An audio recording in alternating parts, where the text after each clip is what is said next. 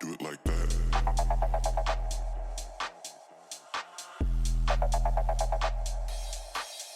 Do it like that.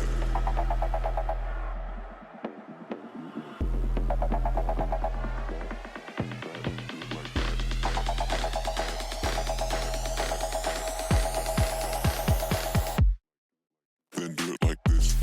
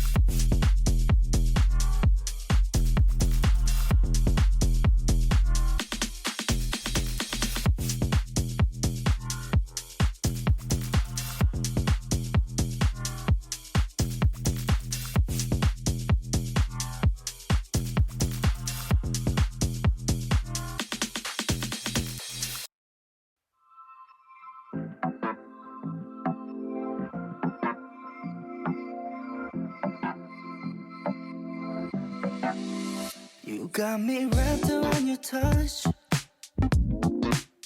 Lose me and bring me down to earth.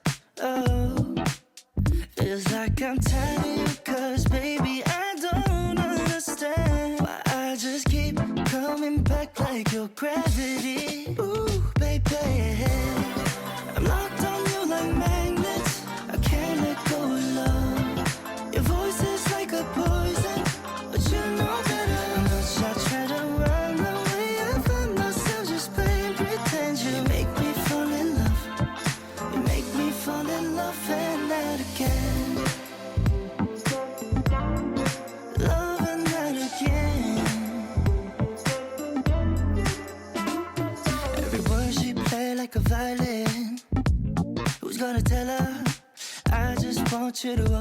you're mine.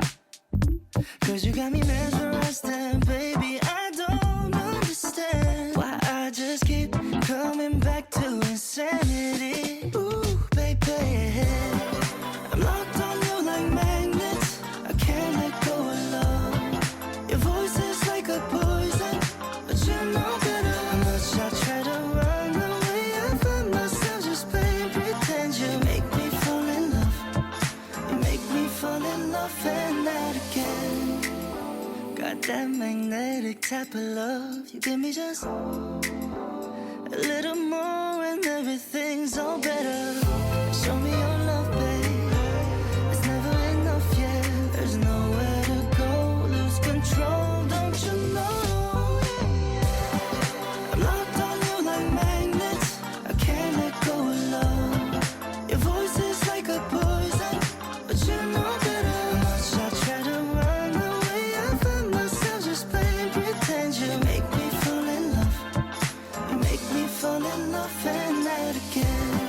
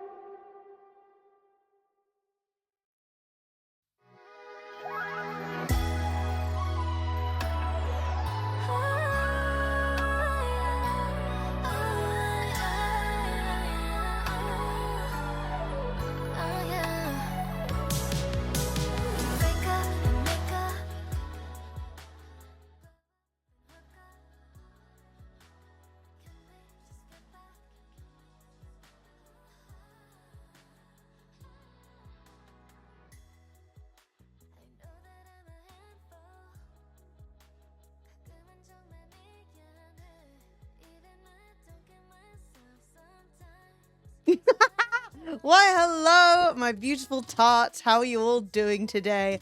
I hope you're doing extremely well. I laughed when I started because I literally was like, oh, I haven't tested everything today. I hope everything's working. And then I pressed the wrong button. And I pressed the starting screen and it didn't switch because obviously I'm supposed to press the camera scene and I didn't press it. And so for a second I was like, oh my God, nothing's working. And then it worked because it was human error. It was human error. And I am, unfortunately, a human. Hi, Dean. Hi, Blue Dragon Ned. Hi, Swill. Hi, Blues. Hi, Cal Draven. Hi, Ree. How is everybody doing? We have ourselves a beautiful PowerPoint today and we have games. So I am in the mood. Did this work? Yes, bitch, it did. Woohoo! Okay, that's working. Lights are working, camera's working, microphone's on, PowerPoint's prepared. I've got only 2 drinks today, but they're 2 exceptional drinks. I think if I was in a scenario... Woo! Reload! Hi, I'm here for the book convention. I hope Terry's a cool fantasy ball. So... reads. I think of all the people who might know stuff about this, Relo is going to know the most. Because this is a ridiculous, insane situation. But basically, like last week, I think there was a convention for like book talk, like book enthusiasts in the romance/fantasy genre, otherwise known as romantasy. And it was a complete DashCon style disaster. And so Soph and I have spent like the last week going through all of everybody's various different like stories and explanations as to what happened, and then condensing it down into like a 20 slide kind of like a video essay, because it's a presentation but it's got like everyone's different stories in it so that we can like look at the chaos. And obviously I have a slightly like more in-depth take on it than other people might, because while I am not a romance author, although, you know, I would have been, you know what, I should have, Ree. Sophie, the thing is though, Sophie was deep in it. Like, I was like, yeah, I saw this thing, and Sophie's like, I already know. Like, I have pinned all that. So like, if at the end of it, you think that there's more stuff I should cover, let me know. But how does it compare to Willy's chocolate experience? I think Willy's chocolate experience had more entertainment value. Like, I think if I went to either of those things, I would have been happier to have attended Willy's chocolate fucking party, whatever it was called. I don't know. Swill, thank you so much for the tier 3. You're a freaking icon. And Riolu, thank you so much for the tier 1. You are both the best. I love you a ton. Yeah, it's bad. Like, it's really, really, really, really, really, really, really, really, really, really bad. Oh my God. So anyway, that is what we've got going on today. And then we've got some more Expedition 33 because I love it and I'm super into it and I am vibing incredibly hard. Did I pause the music or is this just quiet? Oh no, she's still there. Oh yeah. But yeah, so that is one of the things that we have going on today. And I am very excited. Frisky Frog coming in with a 10-month sub and starting a hype train. You're incredible. I love you. Frisky Frog, freaking spin a lemon, celebrate our favorite current frog. And also, we're on a level 3 train. That's so exciting. If anyone else has any resubs they want to do or prime subs they want to drop, I am always happy to see.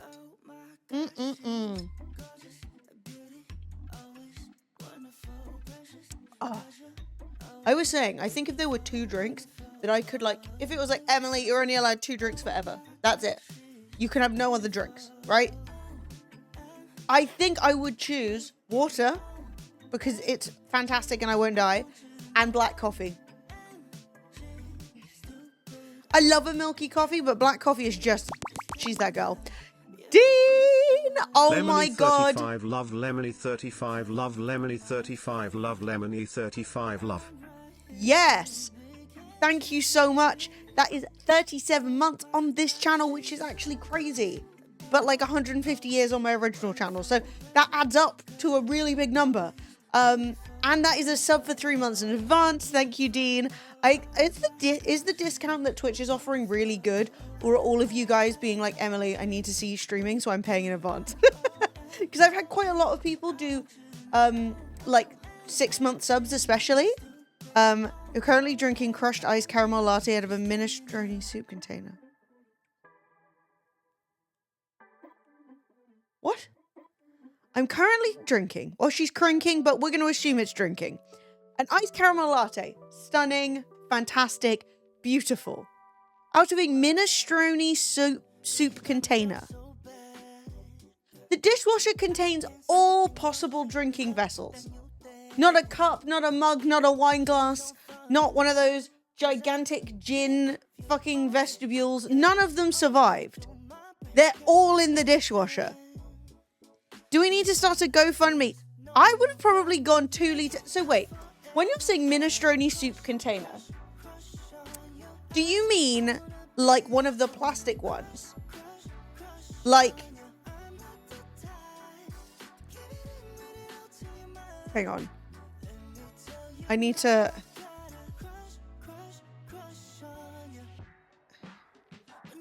So you are currently drinking iced coffee out... Oh, fuck me.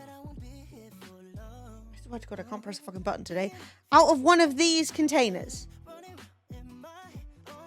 You really, really, really, really, really, really better be using a straw. Because these are absolute chaos to sip out of. They really are. This is what I'm wondering. Do we need to do some sort of a GoFundMe whip around to get Relo a few new mugs? It's glass shaped.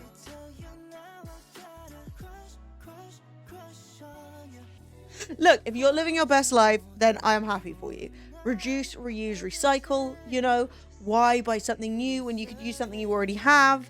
Except, I love this one. It is really good. Except in this case, it does seem slightly lunatic, but whatever.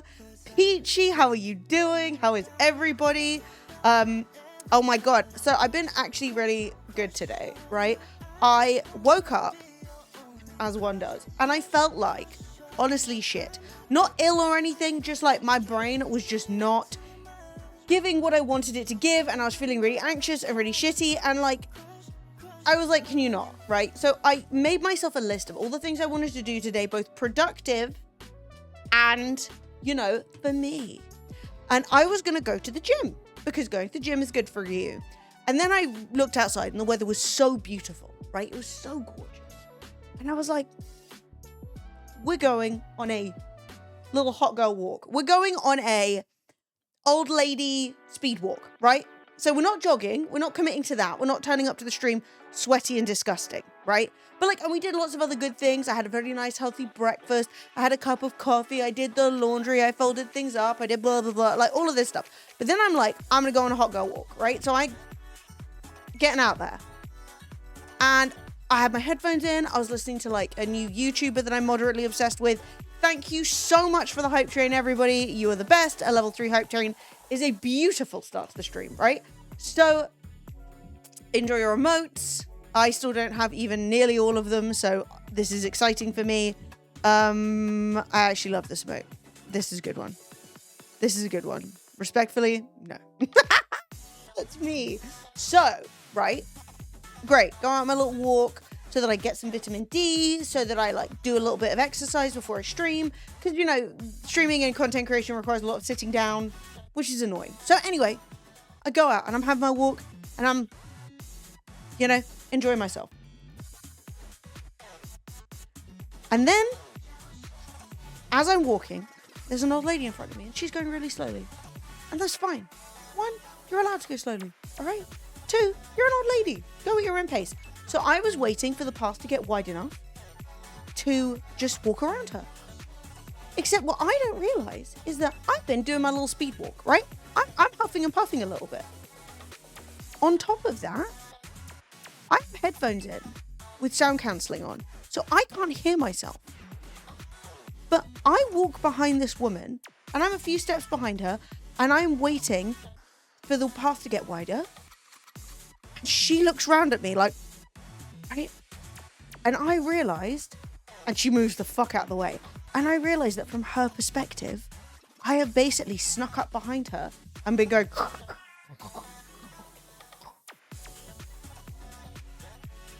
This, honestly, I think that's the last time Granny's leaving the house. This poor old lady literally got like the worst end of my light attempt at sports. Absolute chaos. Then I came in and found out that my bra had given me a minor injury because I wasn't wearing a sports bra. So I'm sitting here. I'm going to be honest with you. Because I couldn't be bothered to change the bra. With a piece of kitchen roll wedged to make sure that it doesn't rub anymore. So physics worked against me and I scared the elderly. And this is why we don't do things. No, I'm just kidding. We do things. We just do them more appropriately dressed. I guess I was just getting into it a little bit too much. My trot was trotting too hard. I know, this is barely, like, practically a mortal wound. So anyway, not the greatest. But I will say, in going through my little Tony Soprano notebook and taking off all the things I wanted to do today, which included streaming, I actually do feel much better in the brain. So that is good news. And on the subject, does anybody else have good news they would like to share? I am happily receiving good news upon this Fair Friday. Oh, I'm so probably dehydrated, to be honest. We're going to get hydrated. I will say as well, my YouTube has been popping off with recommendations. One thing I really have just realized I want to do is, and you guys are going to be like, Emily, just put in headphones. And I get that, right? The GOP proposed budget for the US has eaten shit in committee. Oh, bless the fuck up. That is beautiful. Because I know I have seen in my keeping slightly up to date with politics that ICE are going to run out their budget. They're going to use up all the money that they've been allotted 2 months early, which is not allowed, right? And therefore, I assume the budget was to give them more money, and I don't want them to have more money. So that's good. I'm fucking pleased, is what I can say. Fuck, what was I about to tell you? I forgot. I was talking about... No. Yeah, that's what I'm saying. They'll get extra funding. Like, I assume the budget that was proposed was giving ICE even more money. So I assume that in it being blocked, hopefully that number will go down. Which is good news. It was tax breaks and kicking 13 million people. So, sorry. It was tax breaks for the rich and kicking 13 million people off Medicare. I will say, I do think, and I know, like, for the Americans who are here, obviously this is not, like, news or a point of interest or any of those things. Because, like, I'm not saying this to, like, basically, I'm not saying this pointedly at the Americans, like, they don't know this. But as a non-American, I do genuinely think that the American healthcare system is one of the most dystopian things I've ever seen in my life, right? Like, genuinely, the lack of access and not just the lack of access, but also the precariousness of the access to healthcare is insane. Like, I know people like to go on about, you know, oh, well, American hospitals are really good when you can get into them and when you can get access to a good hospital and when you're in the right state and when you have the right condition and, like, you know, but I do genuinely think the idea that, like, the government can turn around and go, oh yeah, you know that system that you've been getting your healthcare from? Yeah, no, you don't get it anymore. Like, well, then what do? Loads of people have health conditions or will get health conditions. And, like, I know that you can go to hospital, because people always like to play this. Like, you can go to hospital even if you don't have healthcare, and they have to, like, basically stabilize you and, like, ensure that you're not going to die. But, like, that is not good treatment. Most of the time when you need the hospital, it is not, oh no, I'm going to die. It's, I'm having this issue and I would like to deal with it before it gets to the point where I'm going to die, you know? Because sometimes when they're trying to stop you from dying, you die. You know, someone just landed in the US, then chat reply was welcome to the US. Sorry about all the shit going on at the moment. I mean, yeah, that's fair. And it is difficult because obviously, you know, there are still lots of amazing, great people in America. And like, you know, every country given the right opportunity can end up in this situation. But yeah, preventative maintenance is better than repairs. And also, you'd rather a minor repair than a major one, right? So let's say you have a friggin' cyst pop up somewhere and you're like, ooh, that's gross. And you can either go to what we would call over here our GP, and they'd go, oh yeah, sure, I'll drain that for you. Stab, drain, here's some antibiotics for free, done. Well, if you ignore it for a month, then you may well end up with friggin' sepsis. And now you're dealing with sepsis. And that's fucked. Yeah. But people don't want to budget for maintenance. It's a waste of money as there's nothing wrong, etc., etc. Yeah, I mean, it's just a matter of, like, I can't expect people individually to know when they are going to get ill. But the idea, right, that, like, the difference between, and, like, the fact that your healthcare is tied to where you work for a lot of people, right? You get healthcare through your work. What have they got to do with my health? I don't know. That's weird, but okay.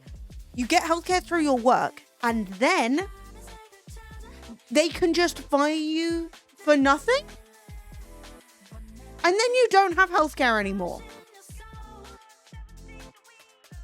Yeah, like, I mean, I'm generally against, yeah, no, that's the thing, Scotty. Hey, Rag, how you doing?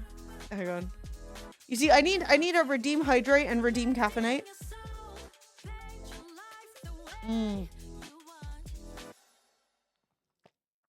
Well, hello there.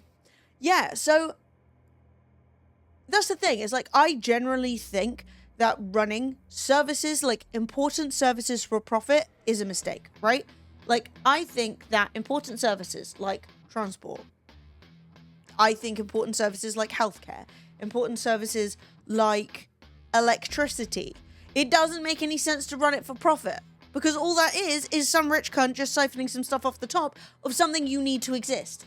You need electricity. If you live on a bloody island, you need access to a ferry. If you're a human, at some point you're going to need healthcare, right?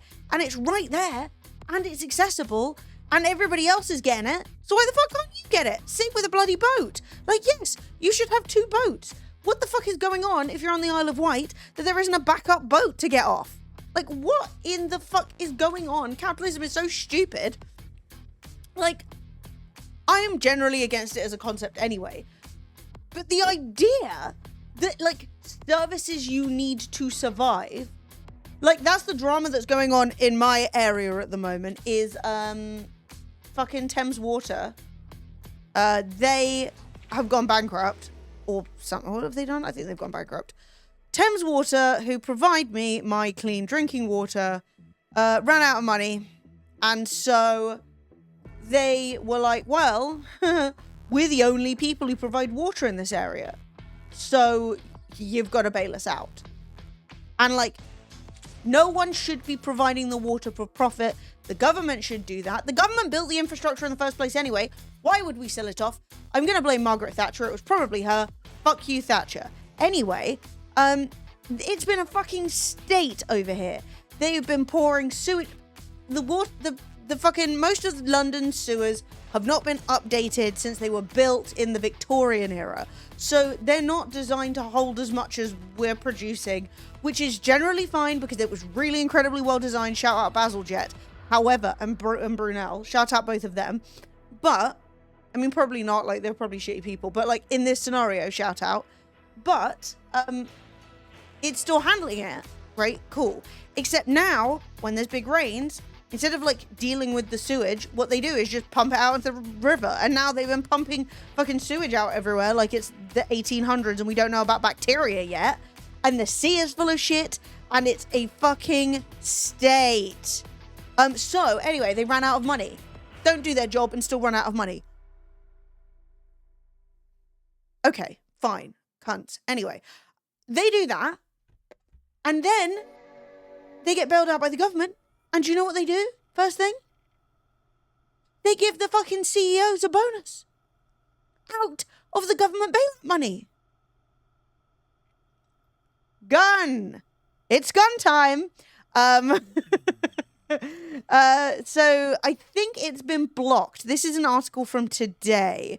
Thames Water and other water companies could be prevented by the industry regulator from paying any bonuses under rules that come into effect next month.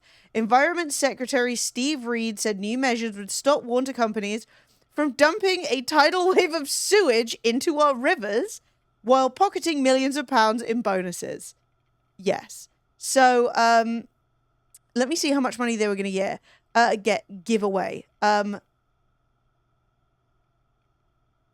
Yeah, Thames Water, the UK's biggest water company serving about a quarter of the UK's population. Damn, there's a lot of people around here.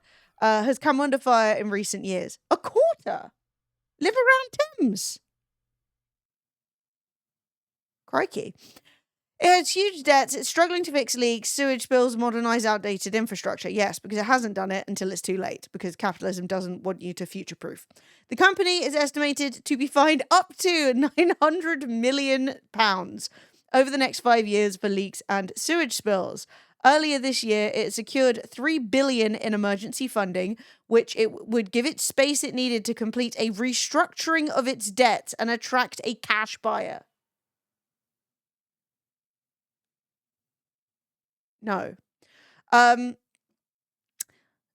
Subsequently, exciting, we can tie this back into America, it picked US private equity giant KKR as its preferred partner to buy the firm. Under its new powers contained in the Water Special Measures Act, Ofwat will be able to ban unreserved bonuses when high standards on environmental and financial management water companies is not met. So, yeah, how much money? So they got their $3 billion. How much money were they trying to give them in bonuses? Because it was like a solid mil each. Please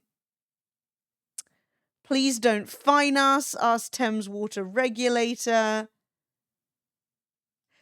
I'm trying to find out how much it is. There have been so many articles about friggin' Thames Water recently. No, leave me alone.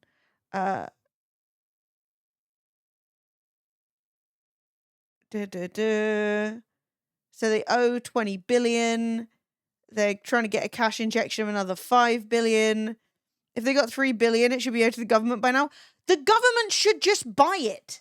It's ours now. If you're already getting 3 billion pounds, give it back. It's not yours anymore. Do you know what I mean? Like, if I had a flat and I was like, guys, I really need you to help me. Can somebody please give me value of flat?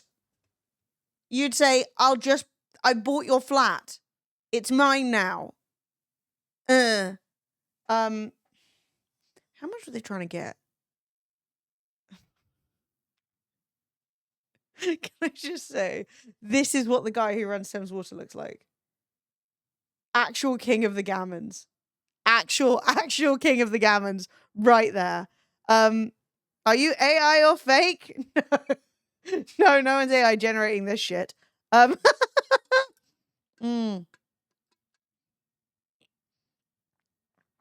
100% fake. Sir Adrian Montague. This is a different man who looks very similar. Has apologized for has apologized to customers while insisting that hundreds of thousands of pounds of bonuses recent bonuses for bosses were justified. Sir Adrian Montague, chair of Thames Water, told MPs on Tuesday he wanted to apologise for letting customers down and causing real hardship in recent years. Apparently, he added Thames Water is not a failing company.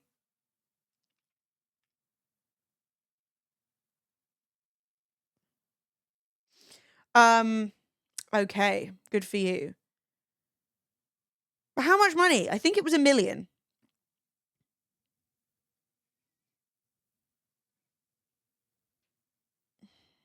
3 billion. Da, da, da, da.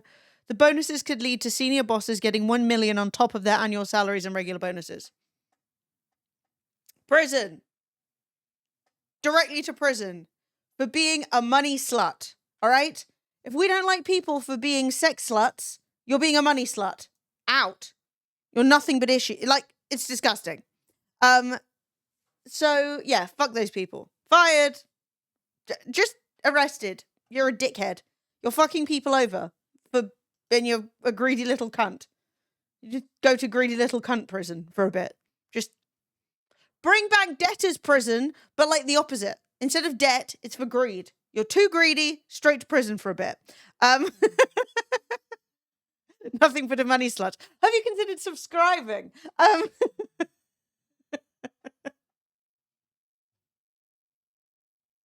But yeah, so anyway, fuck those guys. That's what I have to say on the subject. Actually, factually, fuck them. Our city is being sued by a developer because we really don't want their $600 million sports facility and shopping area they want us to pay in taxes for in 25 years. I watched a video a long time ago now about how American sports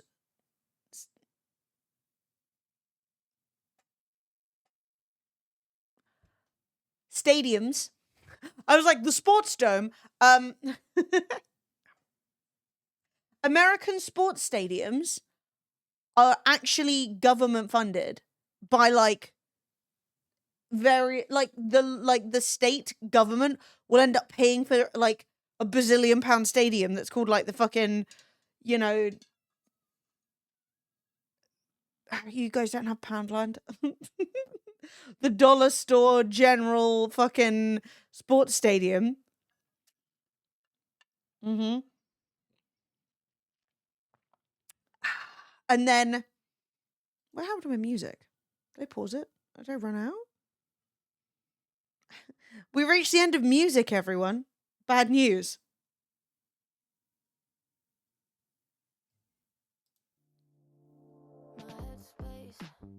No idea where I even found this song. Okay, let's carry on. Tax dodging and manipulation for the win. I know, literally. Anyway, diabolical. Shout out to America doing anything to try and stop Trump being a massive cunt. And shout out to whoever the fuck is blocking old watermen. Like, what do you even need £1 million extra for? You're already old. Fuck off and die, you know? Like, all these people sitting there, oh, I need another million, I need another million. What for? What do you're doing nothing with your life. Like, I don't want to be rude, but what the fuck does Sir fucking Montague need an extra million for? Where's he gonna spend it? The old people's home? Go enjoy the rest of your life, you rich bastard, and fuck off. Like, at what point do you start doing good for anyone? I swear to God, people have their, like, little change of life. Oh, actually, I should have enjoyed myself, and actually, I should have been a good person. I shouldn't have been a massive dickhead. The 3 minutes before they die, I'm like, maybe have it a bit in advance. I mean, there's no way that guy's not, what, fucking 65, 70? Okay? He's still got some good years left. Go enjoy them. Stop terrorizing the British public. You know? Like, I don't understand. I understand, right? When you're young and you're like building up your life and you're like, I'm so obsessed with money. I need money to do stuff. You've already got it. You're a sir. You're rich. Maybe do one good thing in your life. Montague is a name that inspires dickishness. I mean, for sure. I'm sure Sir Adrian Montague's entire family are absolute raging bellends. I mean, I can tell you that's... Okay. I mean, he's had 3 wives. He's 77! I was trying to be polite. He's 77! Fuck off! Get a life! Fuck off and die! What are you doing? Oh my God. Yeah, he went to Trinity Hall, Cambridge, which is like one of the oldest colleges in Cambridge University, founded in 1350. You do not get into Trinity Hall, Cambridge without having fucking connections, all right? You know for a fact his family, like, you don't just get into that being smart. That's not how it works. You get into Cambridge by being smart. You get into Trinity Hall by having connections and loads of money.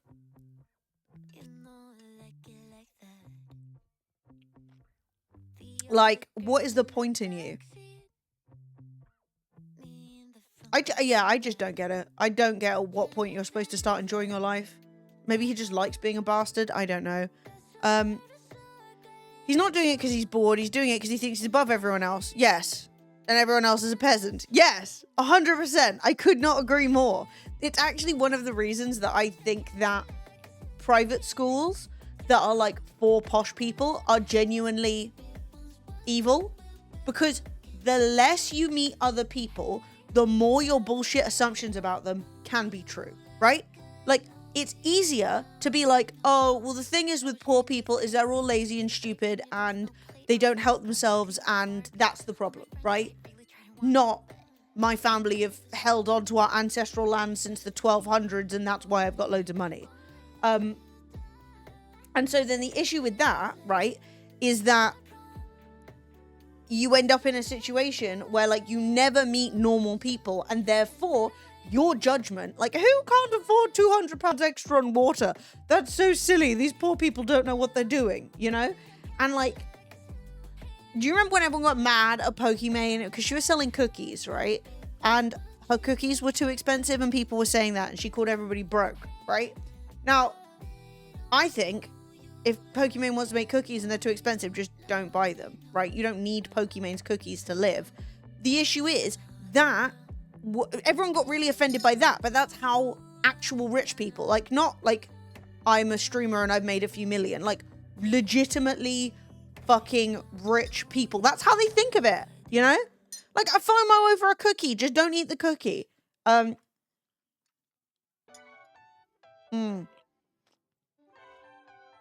But yeah, so basically, he's a bellend. And so is many other people.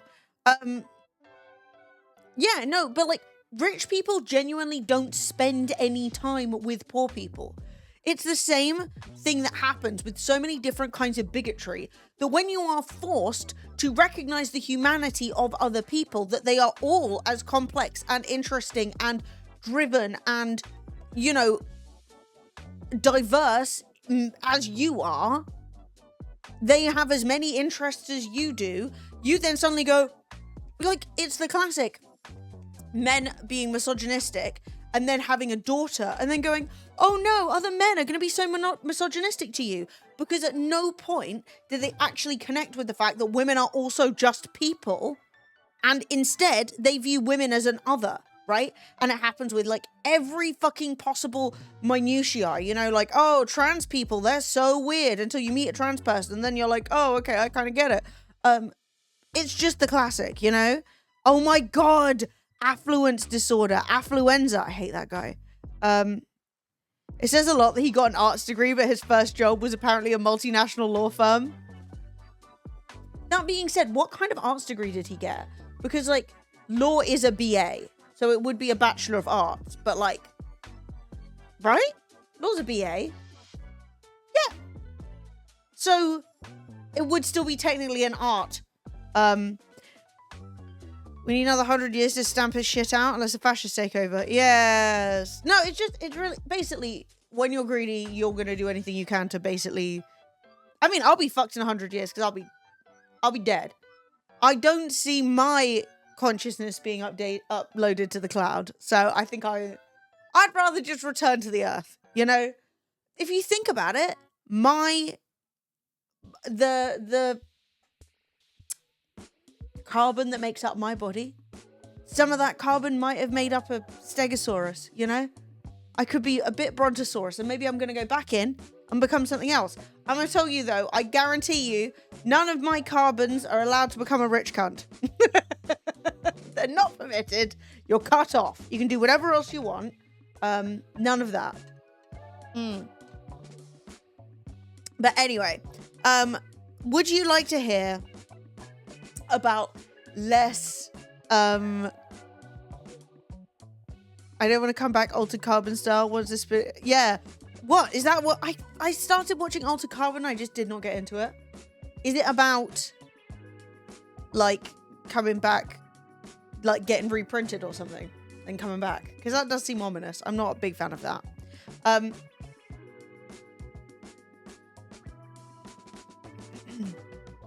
The consciousness being uploaded. Oh. Yeah, I don't buy it, really. I watched the Black Mirror episode. What's it? San Pedro?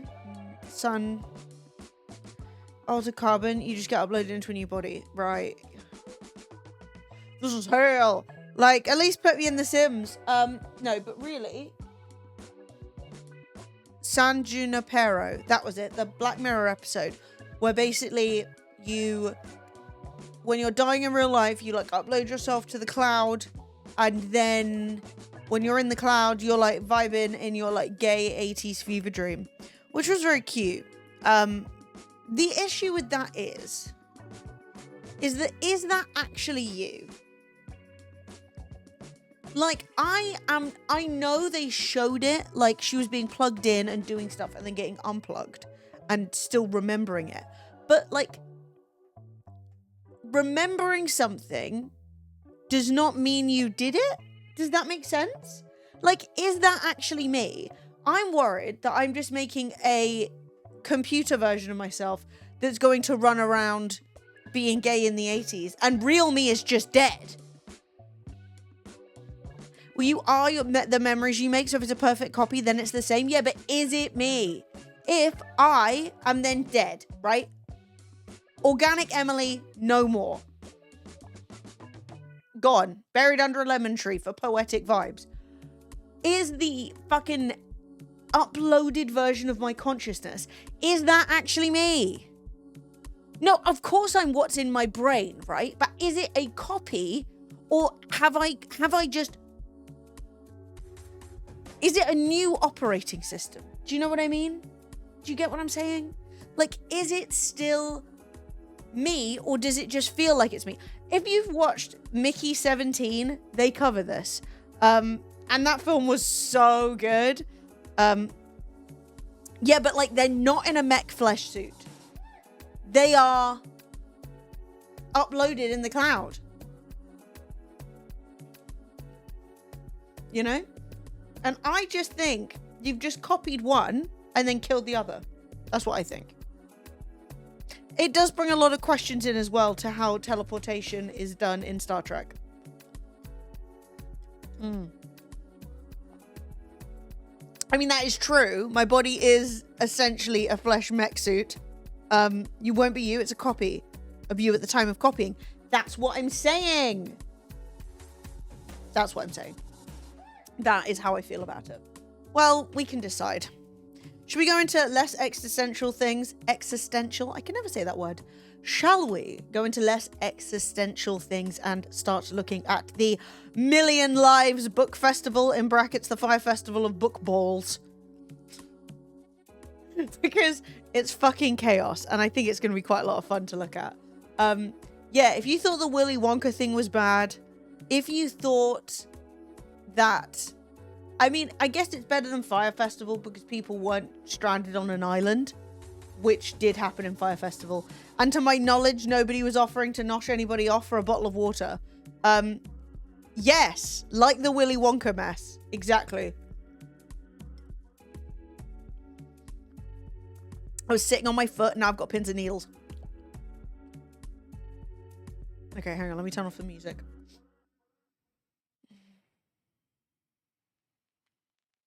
I got a tingly leg.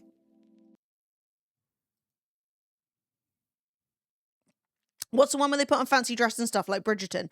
There's a bunch of those Bridgerton style balls. I know Fire Festival 2 got postponed. Who the fuck was going to Fire Festival 2? Like, I don't understand at all. So let me give you a background. Yeah, there was a Bridgerton ball, right? That was a complete clusterfuck. It seems like a lot of these events, people just get the general vibe that they can do this, and they don't seem to know anything about actual, movement back. Hang on. Face camera. Movement back. Yeah! So, yeah, there was that one in Detroit where everyone was dressing up. So this is interesting, because it's both a convention and a ball, right? And I will say the absolute flop of that Bridgerton ball, you know, with the undercooked chicken, did at least fulfill some of its promises in being a ball. Very vaguely. In fact, it was terrible. But I would say that this manages to do even less. You know, it's like the epitome of the like, go on, give us nothing meme. So yeah, it's called A Million Lives Book Festival. I assume because, you know, each book has someone living in the pages, you know? So like each book brings a life a new person, which is cute, you know? People trying to cobble together events to make mad cash. I'm going to say this as an aside. I do not understand the concept of I'm going to throw an event and make quick money. I threw events. Admittedly, my events were free. And obviously, that is going to be harder to make money. But I had consistent sponsors, and my events were only one day. And even then, it was nearly impossible to fund the event, right? It was so hard to get all of the people and all of the required things in one place without, like, just not being able to afford it. Yeah, like, there was a weird, like, when I was doing Twitch London, there was this weird perception that, like, I was getting rich off it, which was very strange, because obviously I would like to have made money off it, but I think that in many occasions, well, there was one occasion where I definitely lost a fuck ton of money, and in most occasions, it maybe broke even if I didn't pay myself anything. Do you know what I mean? So, like, people are so weird about, like, that. I read the title and thought, well, Book Talk don't read. The amount of people on Book Talk I say things like books are too wordy, or they just read the dialogue. What? What? Oh my god, no. Shadows Assassin, don't even get me started. Like, back in the day when Twitch London was happening, especially in, like, the early days, people were like, oh, she funds it off all the t-shirts she sells.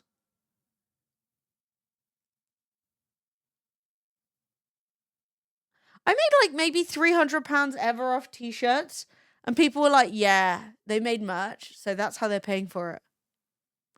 I can get into that. There's some wild comments from Book Talk. Wait, go into what?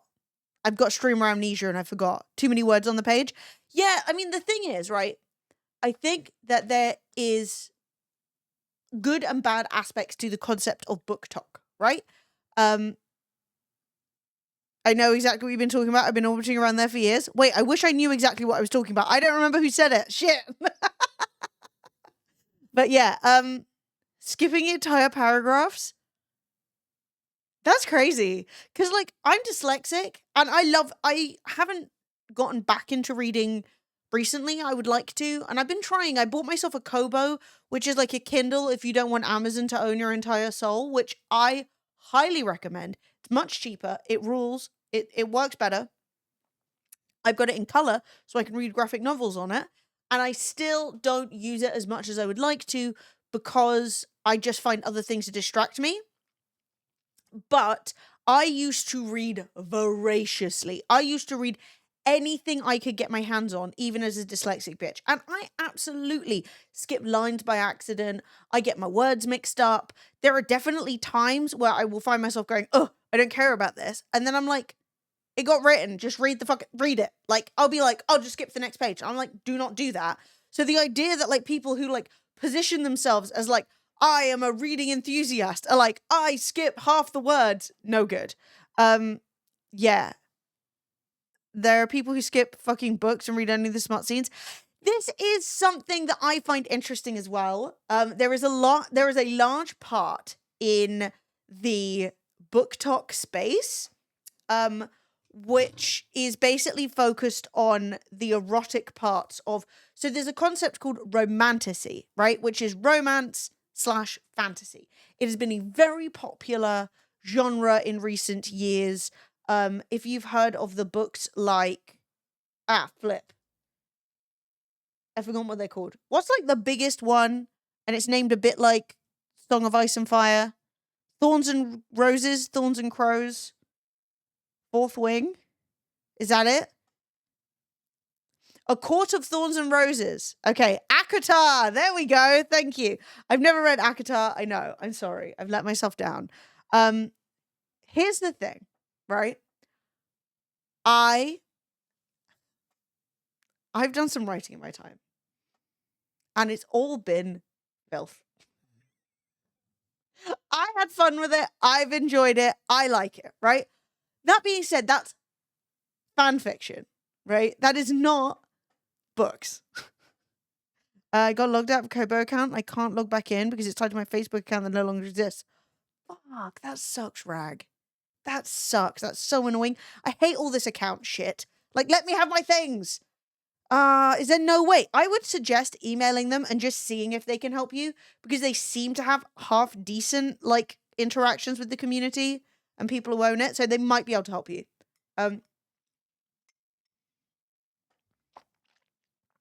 There was too much talking in Oppenheimer. Why would you even go to Oppenheimer if you want a film that's got less talking? Go watch the fucking Barbie film.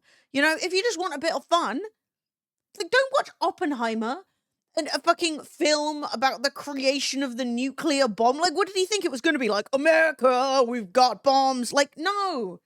Obviously going to be about the guy who did it and that experience, you know? So anyway, there are books like ACOTAR, A Court of Thorns and Roses, which are based in a fantasy-style world. You know, they'll often have fairies or they'll often have elves and things like that. And they'll often be in kind of a faux historical sort of kings and queens, you know, a little bit Bridgerton-esque vibe, right? Where obviously Bridgerton is more about like the rules of that. Yeah, so it's like historical fantasy with some smut in it. And like, I will say, I remember when Book Talk actually reached me, and it was ages ago, and there was a book called Ice Planet Barbarians, and everyone was going on about how it was like the hottest book in the world. And I was like, well, I like some filth. And I downloaded it. And it was not the hottest book in the world. It was, in fact, not hot at all, in my opinion. It was terrible. And I was like, if this is... Like, no, but I knew it was going to be like, it's flat out pornography. It was not good. It wasn't hot, right? Like, it starts... I don't know why I'm telling you this, but I'm just going to do whatever. Just go with me. It starts with the concept of... These women get kidnapped from their houses by aliens, which is called abducted. They get abducted by aliens who are going to traffic them somewhere, right? And you're like, not slay, right? Don't love trafficking is the beginning point of my book. And they're like being kept in a room where they all have to like shit in a bucket, and they like mention the shit bucket many times to the point that I read some of this book once and I was like, why are we talking about the shit bucket so much? Right? No, I didn't want it to be good. I wanted it to be hot, Scotty. I thought it was going to be sexy. And it wasn't sexy. The sex was unsexy and it wasn't hot and it wasn't good. It was bad and boring and not... Who has this kind of... So anyway, right? Yeah, it was too much. Like, I didn't want it to be good. I was like, don't be good. Be hot. And they said, what if I'm neither? And I was like, why am I here? Okay? So here's the thing. They crash land on the ice planet with the barbarians, and a bunch of the aliens that kidnap them die, I think, and a bunch of the girls die. Like, oh no, Sandra's been fucking splattered, and it's a state. Yeah, so it's reverse Futurama. I don't know. I don't know if I can tie that to Futurama, but like, so they crash, and then one of the girls, who's like our main girl with the Amazonians, yes. One of the main girls goes out, like wraps herself in like a t-shirt and like, you know, she was in her pajamas, goes out onto this ice planet, and proceeds to try not to die, and immediately bumps into man, big blue man, who she can't understand, and then they have to hide in a cave, right? That's essentially it. Then they, like, get to know each other a bit, but, like, can't speak the same language, then eventually work it out or something. They go back to his bigger cave. People are like, whoa, what the fuck? You're not a blue person like us. But we need more women, question mark, question mark. So then gradually everyone gets brought down to the cave and gets coupled up with one of these blue guys who I think has 2 penises, but I can't remember. It's either 1 or 2, but I think it's 2. And also they vibrate.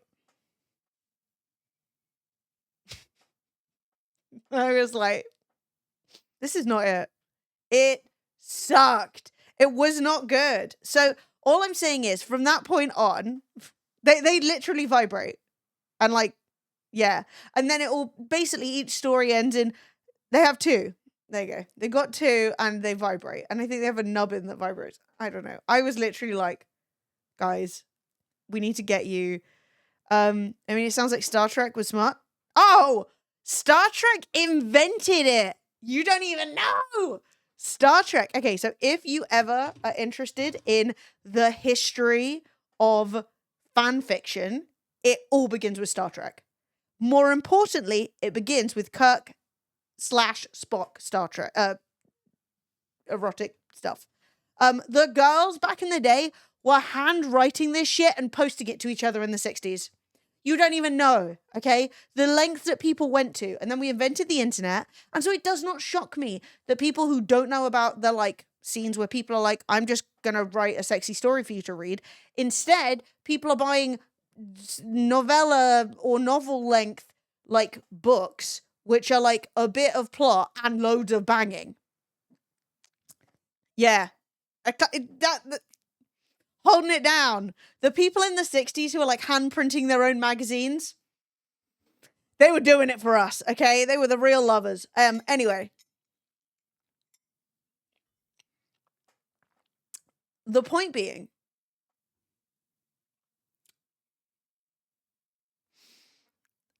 Book Talk has blown up and has been promoting a lot of new readers, but also people who don't realize what they actually want is a short story of just someone having sex, right? Just some sexy sex.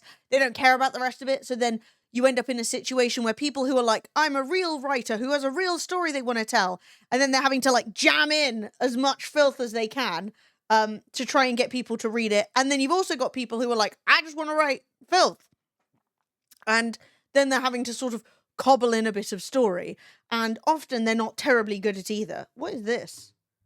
Oh my God. That's beautiful. I'm gonna frame that. When's this from? If this is original, I'm gonna get it framed. I need to respect my history. I need to respect the people who have come before me. So anyway, there has been an explosion of, I think, largely bored middle-aged women who have been engaging with books potentially for the first time. And it has really blown up this genre, which does have a lot of, like, often erotic, spicy overtones or undertones.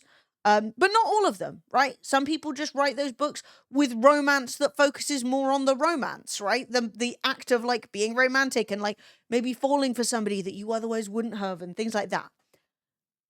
That being said, it is a big, varied scene. And I think especially in America, it's been really popping off. And a lot of books and, like, writers have gotten huge off this. And now, in the era of self-publication, tons of people write stories and then publish them on Kindle Unlimited or Kobo Unlimited or whatever their version of it is called. Kobo Plus, I think. Where you can read the books for free. So, like, it then becomes a situation where, like, you could buy a, like, properly edited, well-written book, or you could buy a book that somebody has written from love and passion, but maybe not as high quality, and essentially read it for free, right? and they fucked. Yeah, so like, but like some people, I mean, I'm not against, I don't think that a book becomes as smut just because it has some sex scenes in it, right? It depends on the focus. Like, I'm telling you, everything I wrote was smut. Like, that was the intention. That was plot, but it was just to get us where we needed to be. You know? Whereas, you know, I've read plenty of books that have sexual moments in them, but that's as part of the story. You know, the same way that there can be a sex scene in a film without it being a porn, without it being an inappropriate a novel. So, yeah. The point being, there have been a number of these events happening all over the place, right? And I think it's kind of cool. I think getting people interacting with each other, and it's also a way that these like aspiring or up and coming or even like moderately successful but not like huge writers can go and like find a new audience. You've been published? Oh my god, what did you write? Was it porn? Should I buy it? No, I'm just kidding.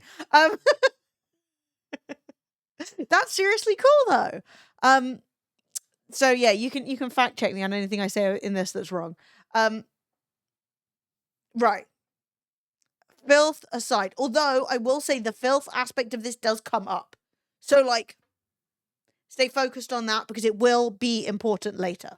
A lot of these books are not to be consumed by young people and children, and they are to be consumed by adults. So, we will begin at the beginning. A romantasy convention a few months ago happened in the same hotel as the New Zealand rugby team.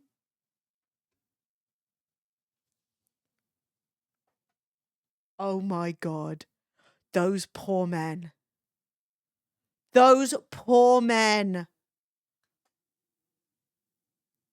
Best case scenario, they're going to inspire some books. Worst case scenario, I can see those women chasing those men around.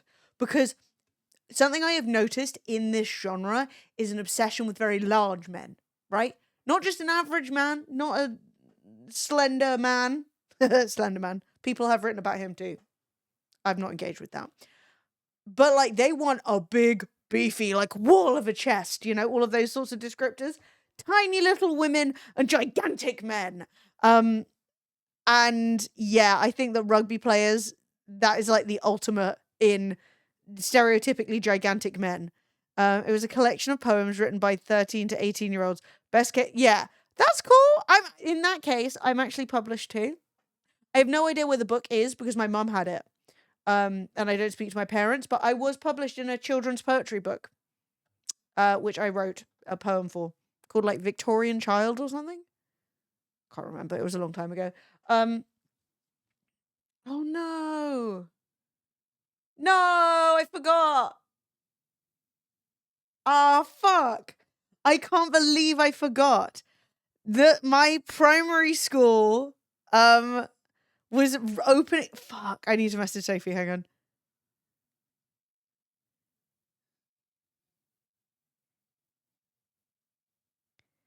on. My primary school was opening the year 2000 time capsule we buried today. And Sophie and I were going to go. And we forgot. Crap on a cracker. That's so annoying. I don't know actually. I think it was streamed, but like I was going to go. I put the Pokemon card in. Oh, that's so disappointing. I can't believe I forgot. This is where you write things down on your calendar. That was a once in a lifetime opportunity. Now I'll never know what was in it. I mean, I did know, but obviously it was a long time ago. You were published in the kids' poetry book too? What if we were in the same kids' poetry book? That's almost impossible. We're not the same age. I mean, it's probably full of water, but I remember it being whatever. Okay, let's get back to what we're actually talking about. So annoying. Complaints. Right. Background information about the Million Lives Book Festival. It was a book talk event. It was hosted by Archer Fantasy Events in Baltimore, Maryland. What if we were all in the same book? I'm there as Emily Bello. You can check. We can critique my writing. right. The event was marketed towards independent authors of the romantasy genre, which is romance and fantasy, as we've discussed at length. And by independent authors, they mean like people who are self-publishing, people who are not like represented by like big publishing houses and stuff. Tickets started from $50 and they went up to $250 for like all of the stuff.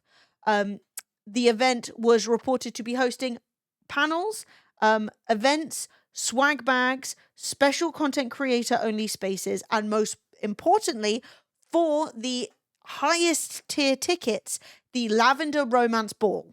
Now, that means that it's $250 to go to the event and then also go to the Lavender Romance Ball.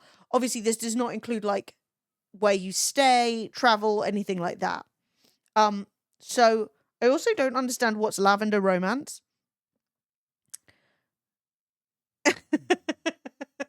$250, he's turning up Brandon Sanderson as Salman Rushdie. Well, that's the thing, right?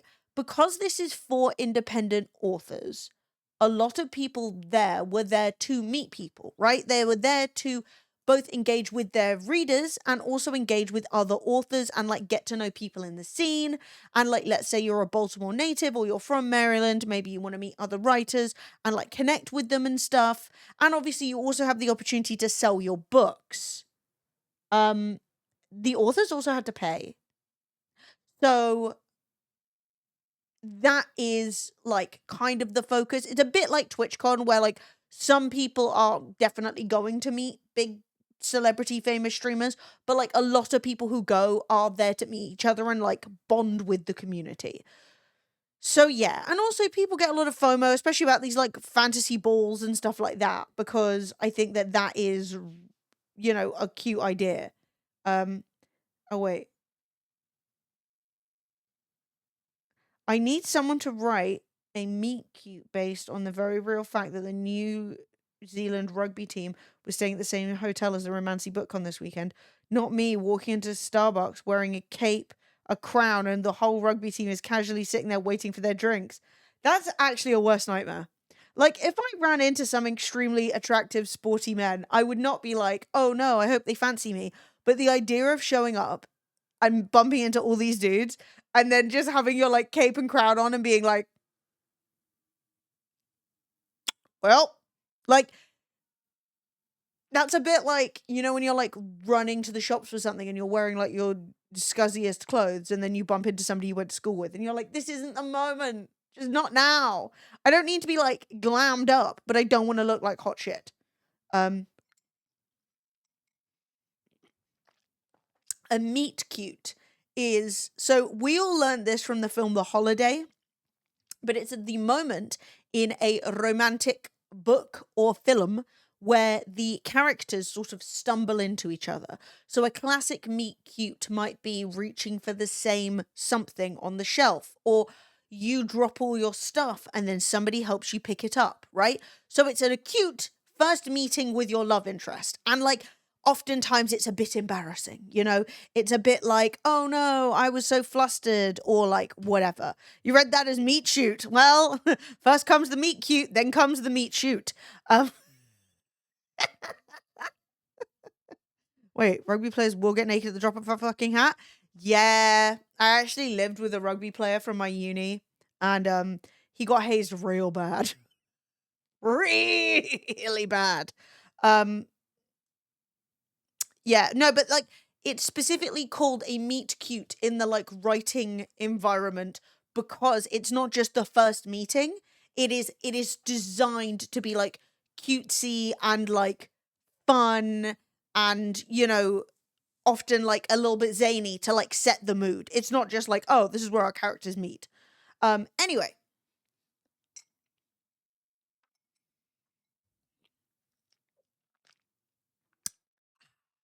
This is the setting for the event. So people know it's a book talk event. They know it's for independent authors. The tickets are $50 to $250. There is going to be a ball. Wow, a ball. That's a nice opportunity to dress up and be cute and have fun with some friends, you know? So people were taking this ball pretty seriously, like just to show what the expectations were. So I'm going to the Million Lives Book Festival on May 2nd and 3rd. The tickets... Obviously, this video, I will let you know when videos are from after or before. This video is from before the event. It's out for Archer Fantasy around there. But here's the thing. They're having a lavender ball, and I don't own anything lavender. So the organizer sent me this. So, this is interesting. The organizer, he obviously reached out, hey, what are we wearing to the lavender ball? Are we dressing in lavender? Is there like a floral theme? Like, what's up? And so she sent him this like piece of like these images with romantasy tropes on them, right? Right person, wrong time. Grumpy / sunshine, right? So that's like a trope that happens between characters, like someone who's so cute and like Disney princessy, and then the guy who's like, you know, Say right person, wrong time. They're different book things. Slow burn, found family, you know, like oh, and then based on the outfits. we all realize that let's just take a love little triangle, gander. miscommunication. Miscommunication is my least favorite trope, by It's the way. everyone's least favorite. Miscommunication drives me nuts. Like, it's like 90% of the time I'm just like, you could have just discussed it. So she's asking you or suggesting to you that you could dress to match your favorite tropes, or maybe the tropes you write. Slightly better. Or I'm not even gonna let you explain. Why? That's what I was saying, Rag, right? Why would you call it a lavender romance ball? Because a lavender romance is when a man, a gay man and a straight, no, two gays, but not the right kind.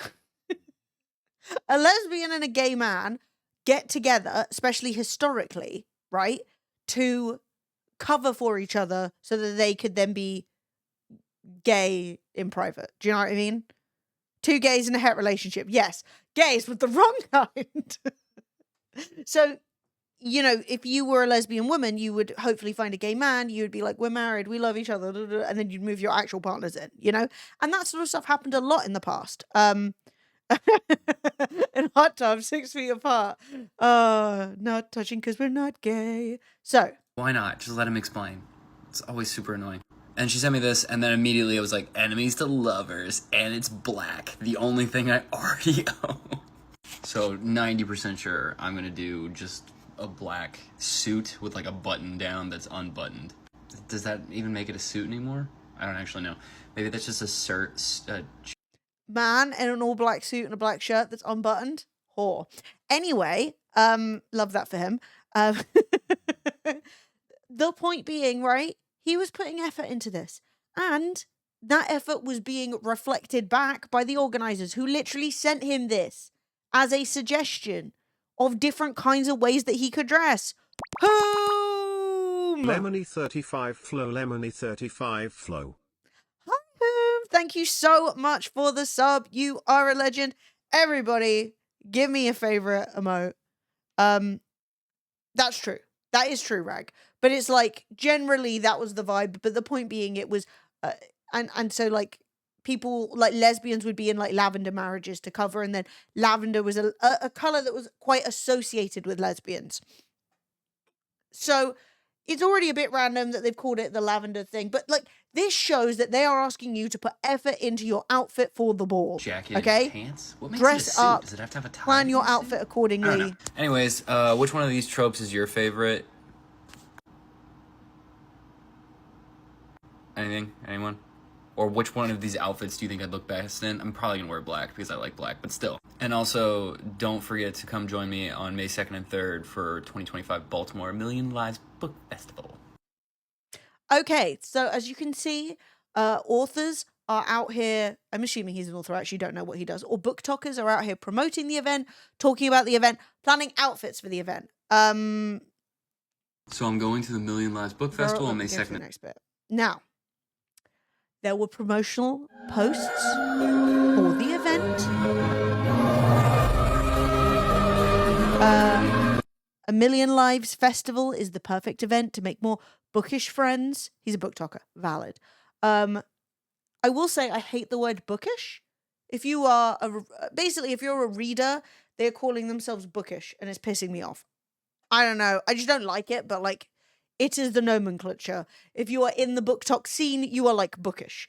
So to make more bookish friends, this event will include a vendor hall, panels, a content creation room, fandom cosplay meetups, a fandom competition, and a cosplay competition, and a ball. I love your daughter. What do you have to offer? Nothing. She's coming back later. She's the organizer. Only this. What's that supposed to be about, baby? So she's hosting more than one event. We have the Million Lives Book Festival and also the Elegant Nocturnal Social. Okay. Yeah, I don't like bookish. Like ish.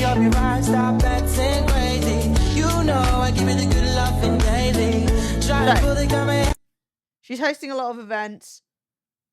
Good for her, I guess. Well, if they went well. I love your daughter. What do you Let have me to go to offer? the next page. It's haunting me. So, there was a lot of anticipation about how many people would attend. Now, this is the first video that is from the event. A Million Lives Book Festival. This is where you would come down the escalator and you walk into us, and this is what you'll see. Rows and rows. So as you can see, in my opinion, if you were thinking about what a book-themed, romance-themed event would look like, I feel as though this is very end-of-the-world vibes. It's very sparse. It's very bright. It's very... It's not giving romance, I will say that. Very utilitarian. That being said, the venue is the venue, but I think they could have done a little more to dress it up. People, we have some authors towards the back, and that side there is going to be your vendors. And then we have wall-to-wall areas here of all kinds of books. I'm currently at table 62, which... It's very brutalist. I think it has some charm. I just don't think that it is a charm that meshes well with a romantic book theme, you know? I think it feels more like a UN meeting, perhaps being held underground. I guess is like the fourth row over. 1, 2, 3, 4 rows over. And then there's mom at my table. But like I said, there's over 100 people here, in theory, that are all ready for you guys whenever you guys show up. So, I don't know if you get the vibe there, but this woman who has made a video, she does not work for the event. She is just at the event. It is giving flea market that hasn't opened, right? So she's at the event. The event is, I guess, open, and there is hardly anybody there. And she's saying, hey, when you show up, we're here for you. We're ready. Come on down. So I think that on its own is an issue. And I can't remember if the video is in here, but I will say as well that the setup that they originally organized, like the layout, did not pan out because it turned out that it was not suitable. Like, it wasn't, the venue itself did not okay the floor plan, which is weird because that's like one of the things you do with an event is you get the floor plan okayed. So they told everybody where they were supposed to go, and then on the day, they all showed up and just had to go into random spots because none of the layout was there, which also meant that if people were coming to specifically meet and find you, they couldn't find you because the map did not line up with what was happening. So I think that on its own is kind of a mess. Yeah, I mean, if you're there to meet an author, it's going to be great. But a meet and greet for people you don't know and never heard of isn't going to be banging. Yeah, because obviously the idea is, right, you walk around, you meet people, you can buy their books, you can buy merch. Hopefully there are going to be some people there you know about, and maybe you'll pick up some new books to read, because people are going to tell you about their stuff. Yeah, I'm hoping the layout, yeah, I can't remember. It's giving an indoor car boot. For those of you who are British, you know what we're talking about. Here we are. So, vendors bought tables, paid for hotels, printing. Hey everybody, I'm here at A Million Lives Book Festival in Baltimore. Let's see, I think doors are just opening up, so come hang out at the Baltimore Convention Center, and then afterwards you can go down to an O's game because it's literally across the street. So I'm all set up here. Like, if you can see, this hall is gigantic. So it's going to be a good time. I just spent the last 20 minutes finagling with my Square reader because I didn't want to be a Square reader today. But we're all set now, good. So yeah, I will see you today and tomorrow. So, yeah, you've got to go in, you got to get yourself set up. Obviously, everybody's bought their banners and decorations, and like, you want to make your table look nice, right? Like, no shit. Everybody. Here's what really went down at the the Million Lives Book Festival. I flew from Florida, booked 4 full days of childcare because my husband's a pilot. I used 2 of my PTO days, which I normally reserve for when my kids are sick. And even though I lost my voice, I showed up and gave it my all. But babes, what happened next? Pure chaos. Red flag number 1. The night before, there were rumors going around that there might not be any tables. So we packed a table and some tablecloths just in case, because some of us were thinking that we might have to set up on the floor. I don't know what is going on, but the fact that there's even the rumor that there might not be tables is insane. Like, before, like, it's one thing to get somewhere and be like, oh, this is not fulfilling my expectations, but people must have known this shit was fucked. If they were like, I don't know, we might be on the floor. Like, what do you mean you might be on the floor? No, there is no one has ever thrown a convention where you have to be on the floor.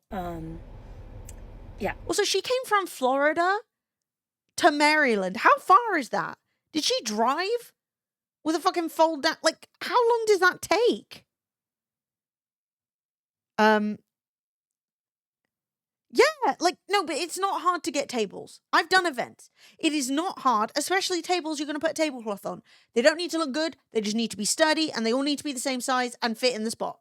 That's it. That's all they need. You know, you don't even necessarily have to provide people chairs. You just need to provide them with tables to put their crap on, you know? Next comes the event coordinator. Excuses on repeat. She blamed everyone and their mother. She blamed a bookstore, tattoo artist, Baltimore Convention Center. She blamed everyone and threw everyone under the bus and refused to take any accountability for any of the things that went wrong.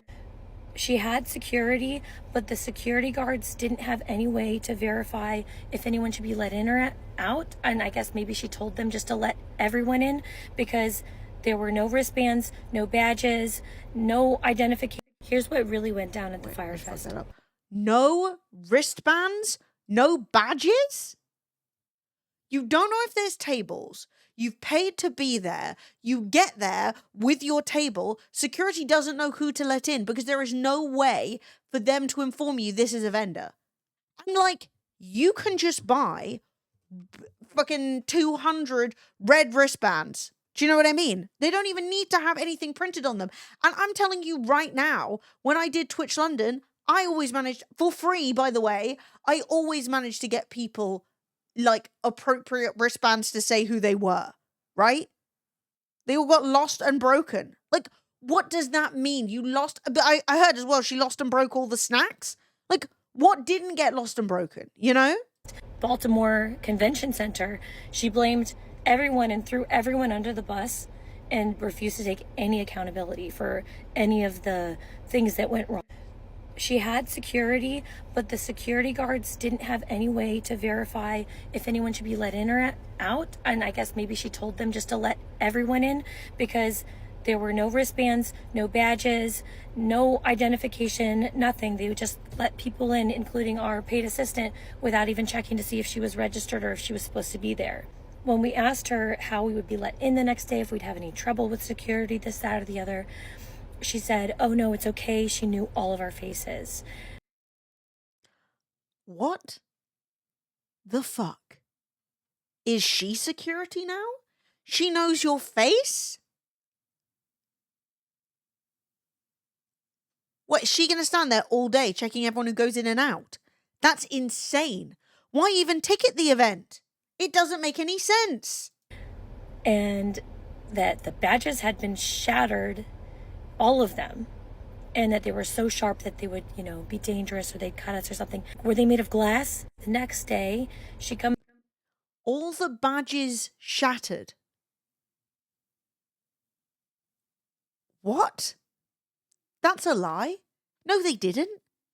1, no, they didn't.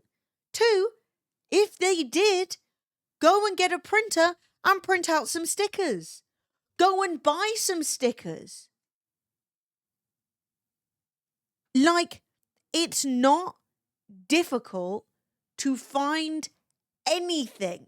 Like, just something to let security know you're supposed to be there. It doesn't need to be high tech. But, like, how are the vendors even supposed to recognize each other? Prime them. Send somebody off to Staples, you know? Like, it's not that difficult to solve this problem. It really isn't. Like, it might not be the most ideal solution, but, like, I mean, come on. It's not hard. Comes by the table, asking me if there's anything she can do, you know, making sure that we're all feeling taken. Is Staples not open anymore? I don't know. I'm not American. I was just Ryman's, all right? We're going British. Care of, and I was like, well, actually, like, do you guys have like water or snacks? Because in the emails that she had sent leading up to the event, she had asked us about like allergies and stuff, saying that she was going to provide us with snacks. Also, we were supposed to get swag bags and whatnot, which never happened. And she goes, oh, the snacks, they were like the convention center lost the boxes that had all the snacks and the swag bags, and I'm actively working on finding them and getting them to you guys. But that was the last we heard about that. Snacks. You can't access snacks. You cannot access stickers or snacks. Drive anywhere. Buy some multi-packs of crisps.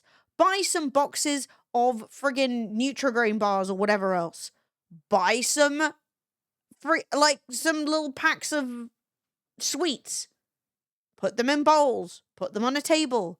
Buy some bottles of water. It's really not complicated.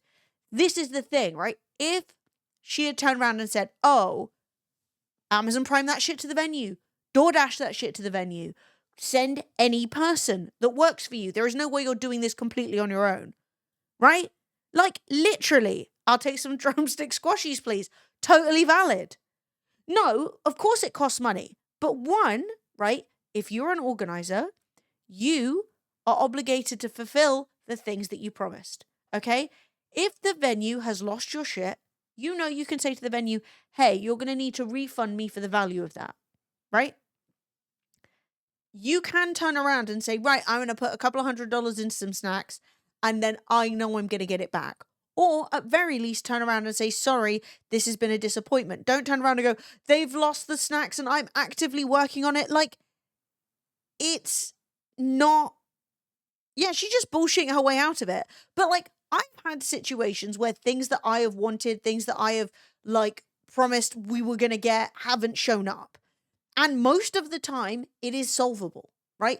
The one time it wasn't solvable was when they sent my step and repeat to the wrong place, which was really fucking annoying. And that sucked because that affected the sponsors. And, like, they didn't deserve that, and it was really annoying. But, that being said... most of the time, like, I'd be like, okay, cool, my wristbands didn't show up. That sucks. You know, that's unfortunate. I will come up with something. There are things. The fact that you came in for the step and repeat. Yeah, Fred traveling across the universe. Fred went to the depot that was supposed to have it and got there, and then they were like, we don't know what you're talking about. It sucked. At this point, we already knew that the ball was going to be a disaster and we were ready to miss it. But then one of our readers showed up at our table and she tells me that she had bought the top tier tickets to attend the ball with her husband. Like, literally, she bought the top tier tickets from our mailing list that we had promoted. And I'm suddenly feeling sick to my stomach, like, oh my God, I can't believe this. Like, you know, like, we told people to buy tickets to come here. And I just feel horrible that somebody would have spent money on something that was executed in such a way. So we stayed. We decided to attend the ball for her and for science. As soon as we walked in, it literally was, I mean, it couldn't have been worse. It was literally the same room, absolutely no decorations. I mean, there was maybe a bag of dollar store fake rose petals sprinkled across the tables very scarcely, and some books.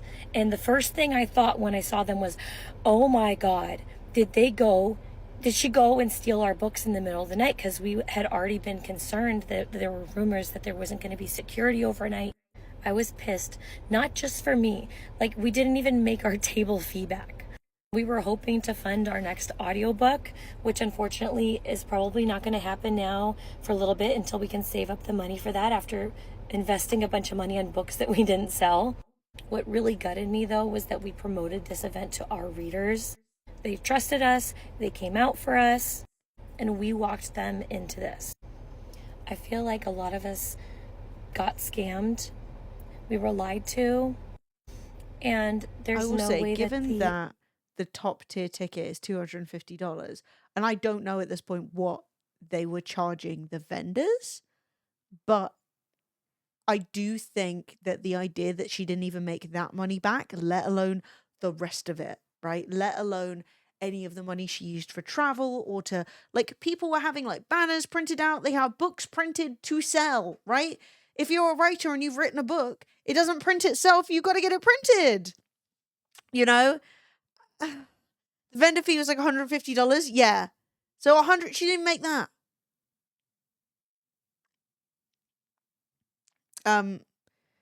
That's the problem with aligning with conventions and events. You tie your name to it. Yeah, that's the thing, is I do feel bad, but obviously if you are if I'm a streamer, right? If I went, hey guys, if you want to come meet me, I'm going to be at this event. I would rather tell you, because then you can come and meet me, right? But at the same time, if I've never been to that event, is it good? Is it shit? I hope this PowerPoint doesn't bring up any event-based trauma. Don't. Soph, we already had the Stefan repeat. We were already like, ah! Like... I go meet you as a person, not for the event. No, but that's what I'm saying, right? Like, don't get me wrong. Obviously, if I said, hey, come meet me at some bullshit at the NEC in Birmingham, then you come meet me and the event sucks. We could both laugh and say the event sucks. But, you know, a lot of the time the tickets to these events are not 200 friggin' pounds. It's crazy. Yeah, they get their hair done. They take time off. They don't, like, fucking step repeat. Don't. It gets so good. Okay. the event host didn't know that things were going to go horribly wrong, and the right thing to do would have been to cancel or to delay the event, or you know, just be transparent with us and ask us for help. Like, hey, I'm not reaching the ticket sales I want. Can you guys help promote and, you know, talk about this event more so we can get some sales? But she made it sound like we had so many sales, and it just doesn't make any sense. It doesn't make any sense for her to lie about that and have us all show up. Like, I don't know. I guess the biggest takeaway from all of this is you need to be careful who you trust, and not all fantasy balls are going to be what you expect. I've been to 2 last year and I had an amazing experience, and I guess I was just really lucky. And the fact is, she did have a successful event before this, and even that, I guess, is not enough to know that someone isn't going to completely drop the ball with their next event. I'm not giving up, though. I'm going to keep trying to apply for events that are... I am really interested in what her successful event looked like. Because, like, if she's hosted a successful event, what... You know, like, what? And I think she was saying, I heard somewhere else, she was saying she had sold, like, around 600 tickets. Now, I don't think 600 sounds like a ton, but that being said, that's 600 paid attendees. I used to have about a 50% drop-off with tickets because the Twitch London tickets were free, and they nearly always sold out. So, and, like, sold out, I mean, like, we just ran out of capacity. So we used to have about a 50% drop-off rate, right? But they were free. So then the cost comes in with, like, travel and transport and stuff like that. When you paid for your ticket, you're probably going to go, you know? You arrive partway through, you're not sure what's happening. There was a book talk event in Maryland, in Baltimore, and yeah, it was difficult, Scotty, because obviously sometimes you're going to get a higher turnout, and then suddenly everyone's queuing and everyone's annoyed, and then sometimes you're going to get a lower turnout, and then suddenly you've got, like, a big empty room, and everyone's like, where is everyone? And yeah, it was difficult. Yeah, what were you saying, Soph? Wait, I genuinely could have made this presentation 1,000 slides long. I know, and a little bit of me wants it. So basically, this event was a complete flop. Think Willy Wonka's fucking event. Think the Glasgow Willy Wonka event. Think DashCon, you know, that kind of vibe. And so we're going through like what happened and how much of a disaster it was. We're still kind of near the beginning, so like don't worry, you will catch up. But basically this one was saying it was chaos from the standpoint of somebody who paid to be there. Okay, insights from a sponsor. Because this story starts 18 months ago, because that's when we all put our deposits down. So I put down my $150 table fee back in February of 2024. I am not from Baltimore, Maryland. I'm from Texas. Which, yes, besties, So she's I a vendor. flew out for this. But I got in because a lot of my friends were going too. I knew a lot of people attending because the creator reached out to a lot of people who were already pretty prominent in the indieverse sphere. And honestly, I was like, the table fee is $150, why not?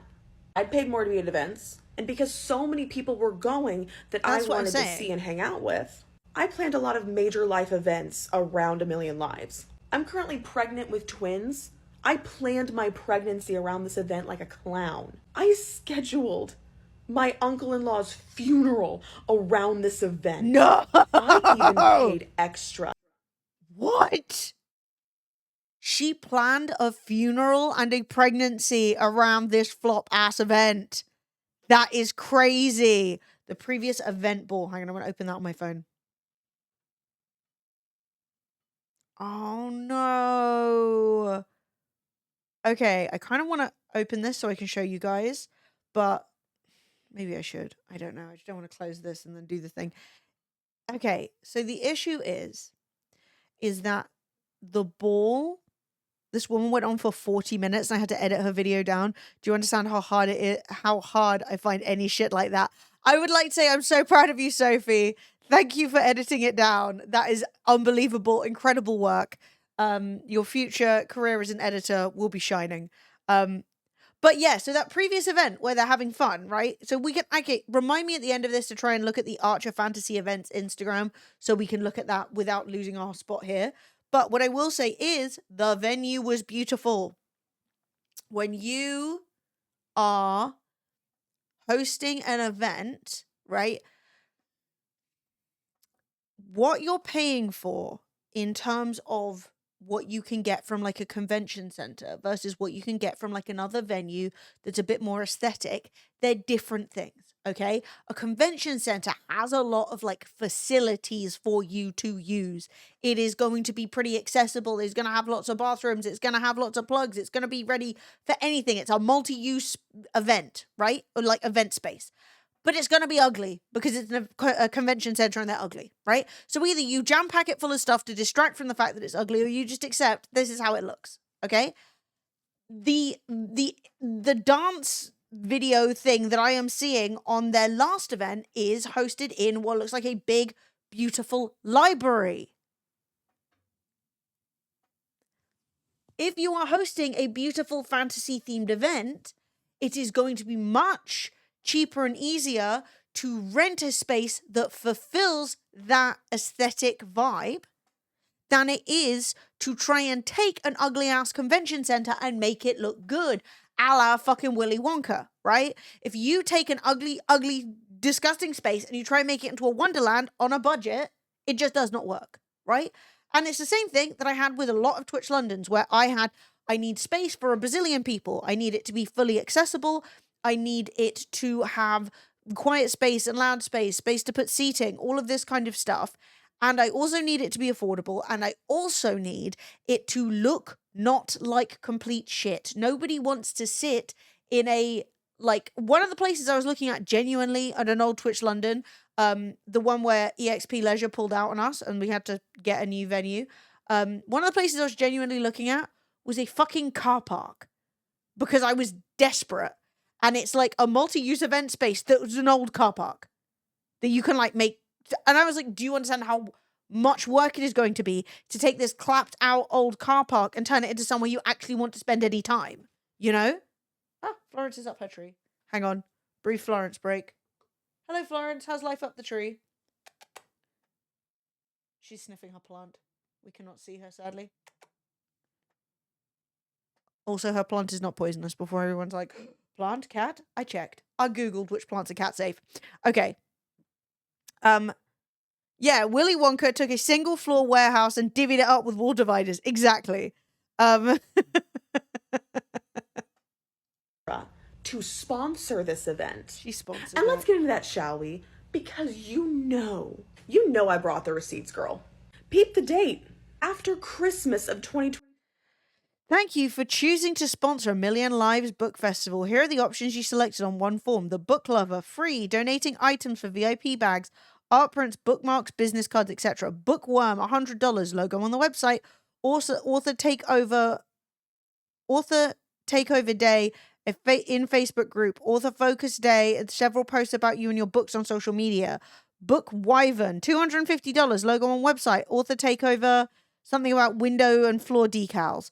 I did not see any decals. 24, I reached out to Archer Fantasy Events to sponsor A Million Lives. I ended up picking the highest tier of sponsorship because I'm just like, $250, why not? It's a good deal. So I was supposed to get my logo on the website, an author takeover day in the Facebook group, an author focus day with several posts about me and my books on social media, a medium window or floor decal, where those were supposed to go, I don't know, and my logo on the tote bag. Now, I have been to other events before where I've seen events do all of these things for other people. These are nice so I things. sent them all of my things, my headshots, my covers, my logo, all that stuff. And on January 20th, they received my $250. So if anyone wants to come out and say that I never actually paid for anything, and if you're confused, Book Lover was a free sponsorship tier. And by free, that just means if you bring swag, like stickers, bookmarks, art, whatever. People have done wax melts in the past, candles. Those get put in the swag bags for the VIP attendees.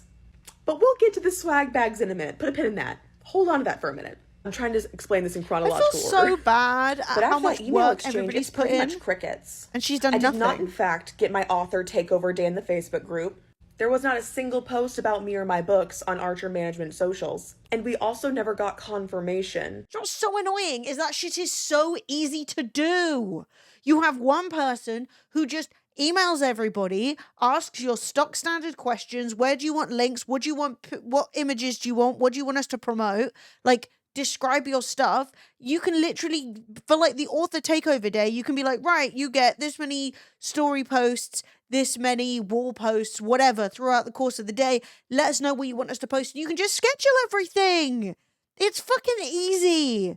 This kind of digital stuff where all you're having to provide is like, you're not printing anything, you're not producing anything. You're asking them, what do you want? And then you're copying and pasting it. That's a dream when it comes to sponsor stuff. You know? And like sticking some logos on a tote bag, easy as fucking pie. You just give them a deadline and you print your tote bag. It's so annoying to me because all of those things that they offered were really good for the author and really easy to do.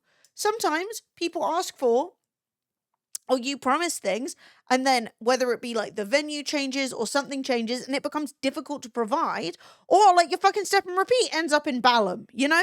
Sometimes those things happen. These were so easy. What do you mean she never got her fucking day? How many people paid that money? Probably not a lot. For how many items we needed to bring for the VIP swag bags. I know what you're thinking, Percy, why didn't you say something earlier whenever you knew that this wasn't going to be done? Because at the end of January, I got pregnant with my twins. And I stopped being active on social media for a while just because of the fatigue and the sickness. And frankly, I came into this event thinking, you know what, it's $250. Whatever. It's not worth my peace. But little did I know that peace was never an option. About 2 weeks before the event, I actually went on the event's website to see what I was actually, getting into. And I started counting the number of authors, vendors, and narrators that were actually coming to the event.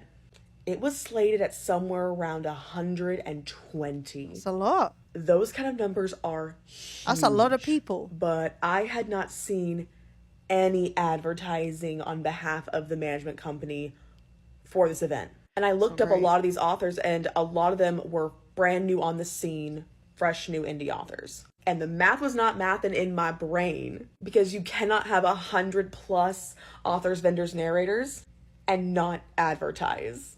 And then I saw the only posts on Archer Fantasy Events socials were offering the tickets at 40% off. That's when I knew that, like, ain't nobody was coming. That's when I knew. I luckily did not ship any books to Baltimore. I just took what I could fit in my suitcase. But we'll get to that later. So I was going to stay with my... That's what I was saying about people printing books. They print books to sell, right? They ship boxes of books. But if you're sitting there with 120 essentially like competitors, other people also selling books in your genre, and then no one is coming to buy the books, that's a huge fucking waste of money. Friend and fellow author Callista Neath. We were going to be staying at the Hilton that is connected to the Baltimore Convention Center. Does it look like I am in the Hilton to you? Neath was a featured authors got their rooms paid for free by Archer Fantasy Events. Allegedly. And on the Wednesday, before we all flew out, the featured authors got an email saying, hey, my rep at the Hilton has not been answering my phone calls or emails over the past week. Past week? Why wasn't this situated over a month ago? And said that she couldn't confirm bookings. And so she was instead moving all the featured authors to the Days Inn across the street. Y'all look at this. There are freaking scratch marks on this bed, bro. And we are authors with these heavy suitcases and boxes. This place did not have a wheelchair ramp. My pregnant ass had to be carrying these 50+ pound suitcases upstairs. No, and so you should my not be doing that. expectations are getting lower and lower and lower. That's really bad. Also being like, oh, so like you're contacting, because this happened to me in the past, not with a hotel, but like you're contacting a company, hey guys, you know, we've agreed this, blah, blah, blah, blah, blah. You do your thing. And then all of a sudden you get out, bing, they're out of office. They've gone on holiday. And you're like, ah. In that case, you just call the freaking reception and say, hey, about that booking I've got for 50 authors. And they'll go, yeah, that's sorted. Clearly, she just did not have the budget for it. And so she moved them to the Days Inn. But like, don't tell people that they're staying at the fucking Hilton if they're not staying at the Hilton. That's crazy. That's actually, and like, her carrying all that shit is actually crazy. So this was the original author, vendor, narrator setup. I was number 2 over here. All my friends and other authors and vendors that I knew were also on the same row with. Oh, that's a fancy bitch row. Right there. If that's where you come in and she's number 2, ooh, love that. With me, so I was so jazzed to be with my friends. Put a pin in that, we'll get back to that later. Yeah, but when we got into the convention center, this was not the setup. Some of you who may have been to conventions before see this setup and go, hold up, I don't know if that's gonna fly with fire code. And guess what? This wasn't gonna fly with fire code. So this was all completely different. Instead of having 2 big rows and then a bunch of like other rows like this, it was all just up and down horizontal, which completely messed up everybody's table setup. No one knew where they were going. It was absolute chaos. So the vendor hall opened at 10 a.m. and the attendees started rolling in. But keep in mind, this is Friday, so this is a VIP only event. So only the people who paid for either the Cloud Walker or the Dream Walkers could come to this event. Y'all, there were maybe 30 people. And this was an all-day situation. That is so awful. That is so awful. The idea that you've got like 100+ writers, audiobook narrators to come and sit down for a whole day and there is nobody there is psychotic. At that point, you say, hey, VIPs, we're going to refund you some of your money because we are going to make the first day open to everybody. And then you email everyone and say, good news, regular ticket holders. You can actually now come down on Friday if you'd like. And you do that. Because at the point that there's nobody coming, you have to just cut your losses and make it work. No one wants to be one of 30 people walking around. Like, I can understand paying premium to go to an event because you're like, I like to take my time. I like to have my space. I want to talk with the authors. I want to get access to the books. Like, maybe some people have like special editions or signed copies. I mean, I'm sure they could all be signed, but you know what I mean? Like, you want to see all the stuff first. I totally get that, right? But 30 people, right, walking around 120 odd stalls, all of whom are looking at you, are you going to spend money? Is a lot. Like, I am not saying it needs to be packed, but it's no longer an introvert's dream, because the introverts are going to be like, why is everyone looking at me? Like, I want to be in a crowd, not a dense crowd, but I want there to be other people so that when I look at your book and go, it's very smart, I can put it down and walk away, right? Without them being like, you know, oh, you don't like fairy smart? Well, I've got a Minotaur who can, you know, show you a good time. Yeah, it needs to be active, just not a crush. And so I can totally understand why, for any number of reasons, you might want to go on the VIP day where it's a bit quieter. But 30 people is crazy. That's a crazy business. Like, you'd be able to hear a pin drop in there. You want people to be chatting. You want purchases to be being made, you know? I don't even know if this panel happened. We had our lunch break at noon, and to announce the lunch break, the event organizer walked into the event hall and just screamed that we're taking a lunch break. No bullhorn, no PA system, just everybody get out. But also, here's the tea. The event hall wasn't locked for lunch break. People didn't want to abandon their tables if people were still there. Also, we didn't have badges. The badges broke. The VIP ticket holders didn't have swag bags. The swag bags were thrown away by the convention center. When you registered with a wristband. For both authors and attendees at the same wristbands. But like, okay, so you've asked all these sponsors to give you stuff. And then you put the stuff somewhere so unlabeled that the convention center just threw it away. How? Like, if you are renting a convention center and you are one of the main people there, like, that looked like a big space. How are they just picking up your stuff and throwing it away? I think you might be right about the stuff being resold. I don't know what they did with it. Maybe they didn't have any bags to put it in. But, like, it's all solvable. I've spray painted bags in my time. I needed, like, labeled Twitch London bags. And I can't remember if the stickers didn't show up or what it was. But we ended up cutting out the logo and taking our big paper bags that were filled with stuff and spray painting it. And, like, it was fine. You know? All it needed to do was have the Twitch London logo on it. Some of them, not everybody had a wristband. I didn't. And the people who donated items for the swag bags, yeah, they were just told those were thrown away. And so that's why no one had anything. And so I know what you're thinking. There must have been a replacement for all of this. There must have been something. No. I was like, what is going on upstairs on the ground floor of the convention? Yeah, the convention center say they never saw it. Well, this is the thing.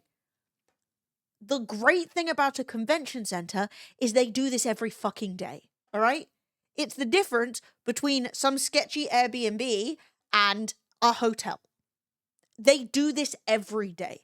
They understand a swag bag. They know about queues. They have a PA system. Like, the fact of the matter is, everything is there. It's an ugly multi-tool event space, right? They have procedures. There is no way they would just go, oh, look at all this book shit. For the book convention, I'll probably just chuck it. They wouldn't. Any event you rent, any event space you rent, has at least one person who works directly with you. Where is your stuff? Where do you want it to go? Now, they're not going to do it for you, but they're just going to keep an eye on everything. Yeah, like, that's what you're paying for, you know? Convention hall. You know what the grand entrance was for this magical book festival? This is it. The convention hall provided that sign. Those ketchup and mustard looking things on the table, those are the wristbands. Note there is nary a streamer or a helium balloon or a banner. Anything to say, hey, this is the event you paid $150 for. Come on down. Even though I know these videos have gotten a lot of attention and everyone knows who everyone is at this point, I still blurred out faces to protect identity just because I don't play the game. But this was the event coordinator at registration. This was Friday morning. But yeah.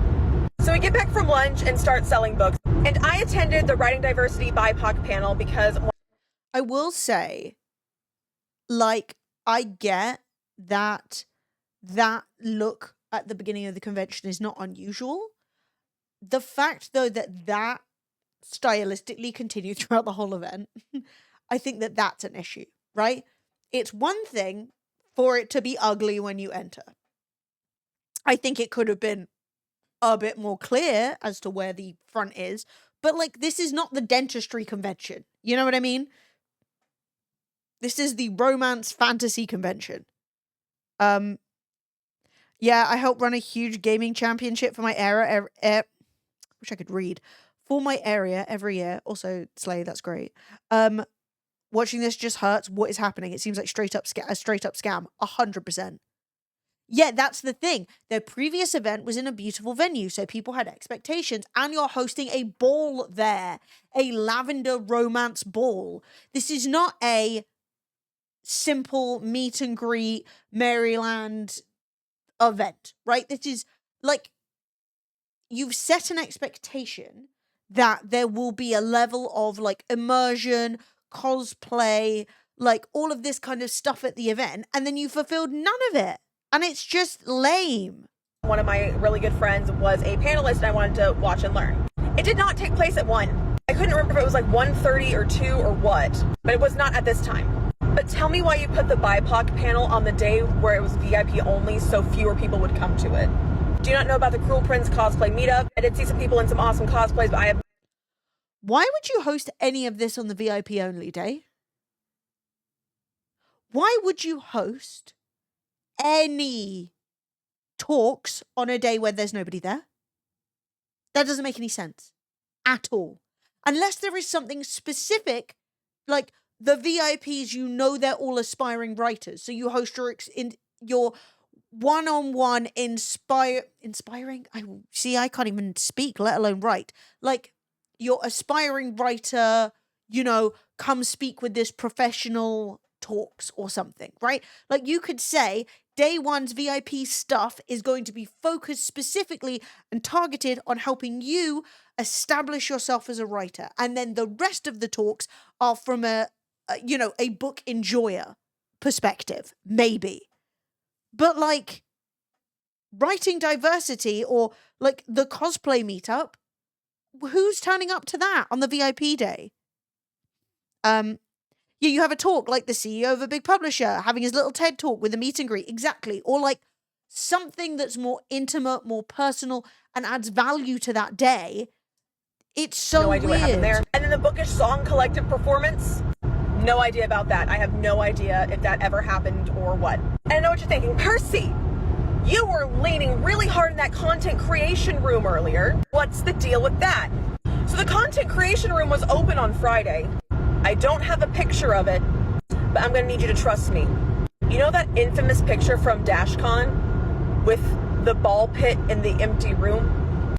Picture that exactly without the ball pit. And now you're thinking, Percy, do you mean to tell me that this content creation room that was billed as an amenity was just an empty conference room for people just to walk into and stand in? Yes. Yes, I am. So by the end of Friday, we're like, okay, we are all feeling gut punched because only 40 people showed up. We're trying to figure out how we can either cover our table fees or, God forbid, figure out a way to ship all of our extra books home. Because normally you ship books to the event, you don't pack stuff in your suitcase. Like, not only are we taking a loss on sales not sold, we're gonna have to take a loss on shipping books back. But we all calm down and be like, yo, look, this was just VIP day. We were told there's gonna be 500 tickets sold. Maybe the rest of them are the $50 general admission tickets. So we're just gonna see this huge crowd on Saturday. And then everything's gonna be okay. But spoiler alert, friends, it got even worse. Now, here's the thing, right? A content creation room does not need much. It doesn't. a content creation room. If you've got an extra room, make it the content creation room. What you need is USBs and like plugs for people to charge their shit. A nice wall with a background where people can film stuff, right? Like a cute little table that they can sit at. Just a quiet space with some vague aesthetic stuff. Maybe if you're feeling crazy, a ring light in front of some stand so people could stand there and be like, we're at this event. They probably don't care about that because you probably don't want it, right? But like, you could do that. The thing is, it's not like, I've been to TwitchCons, I've been into the, like, for my old channel where I was partnered, I've been into the partner area loads of times. And it's literally just like a room with tea, coffee, water, and somewhere, like some primary school chairs to sit on, you know, which is fine because you just want a quiet place to charge your shit and go non-verbal for a minute before you go back out and have to be like, yeah, you know? People are like, wow, what's going on back there? Little clutches of people are sat together going, how are your feet? Bit sore, yeah. How was your flight? Oh, shit. You know, that's literally it. And then everyone goes, when someone famous walks in the room, because people are still embarrassing. Like, yeah. But that's not a content creation room. That's just a partner room, right? Like, that's just what it's for. If you said this is a content creation room, I would expect a little squiggly light, you know? I would expect a little bit of something. Like, the idea that it's just some grim, fluorescent lit room makes no sense. Because this story started this was the original 18 months ago. Got the worst possible round robin. Oh no. A not safe for workplace issue The at the festival. decorations doubled, so did the attendance. We went from 40 to 80. And like I said, there was no way to actually count because we couldn't. No! Not 40 to 80.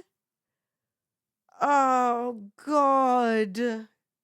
But what happened to 500? Tell who was an attendee and who wasn't. But there were other issues from day one that bled into day two. For example, there were mixed messages about this being a family-friendly event or this being an event that where the romance authors could like offer their, you know, wares.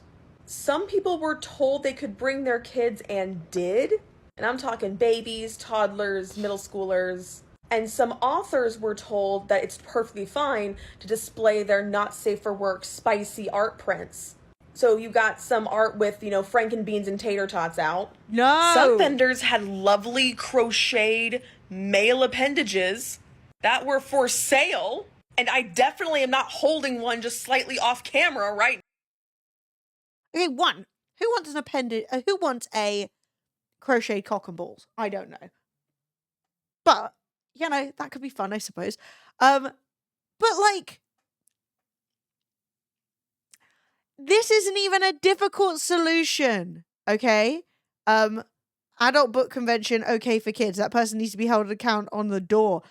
It is not difficult to put the NSFW stuff in an area and say, this is where the spicy stuff is happening. No kids from this point.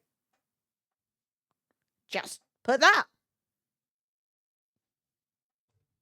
You could even have them all facing away, right? So, like, they're facing away so the kids can't see it. And just say, don't let your kids come down here. Some sexy stuff. But also then that, you know, you don't want to make it unfair for the people who've been told, yeah, bring your stuff. But, like, don't tell people then to bring their kids. Which is it, you know? I freeze videos at the best time. I feel bad. This happens to me all the time. I feel terrible. Yeah, I feel so bad. Well, let's bring it back to the panels, because we talked about that in part 2. I was supposed to be on a panel, I guess. I don't know when it started. No one knew when the panel started. I was never procured from my table and said, hey, go talk at your panel. That's so I just so didn't funny. go. But then we get to the narrator. That's so funny. You're supposed to be talking on a freaking panel and nobody knows when the panel is, where it's happening, and you just don't go and nobody ever tells you. Like, that's crazy. Panel, where you had these lovely, talented professional narrators giving their expertise and knowledge to an audience. But when they got to their panel, there were no chairs. And remember, I said that I'm only going to report on what I saw with my own eyeballs, because I'm at my table hustling my books, And my buddy Jen walks over and says, "You will never guess what's happening upstairs." Your talent was on the floor. Your paying attendees were on the floor. The clip cut out, but I saw a live showing that both narrator, panelists, and attendees were sitting on the floor. That's crazy. The decorations doubled, so did the attendance. Actually crazy. Okay. The BIPOC panel was moderated by the event host's husband. Just when you thought there was no more tea about AML, the A Million Who? Lies Festival, the moderator for the BIPOC panel, guess who he was? Guess. Wait, I'll give you time. Guess. Somebody sent this to me, and I'll zoom in on it. This was the guy who was moderating our panel. Do you know who he is? This colored mofo. This is her husband. Now, why would you send your husband to moderate the BIPOC panel when you have nothing to do with the industry? None. Allegedly, supposedly, because I hear it with my own ear holes, this is Victor. Victor has the journalism degree, and he was the one supposed to be moderating our panel. The more things people send me, just the wilder this gets. I'm in disbelief. Why? Why is this?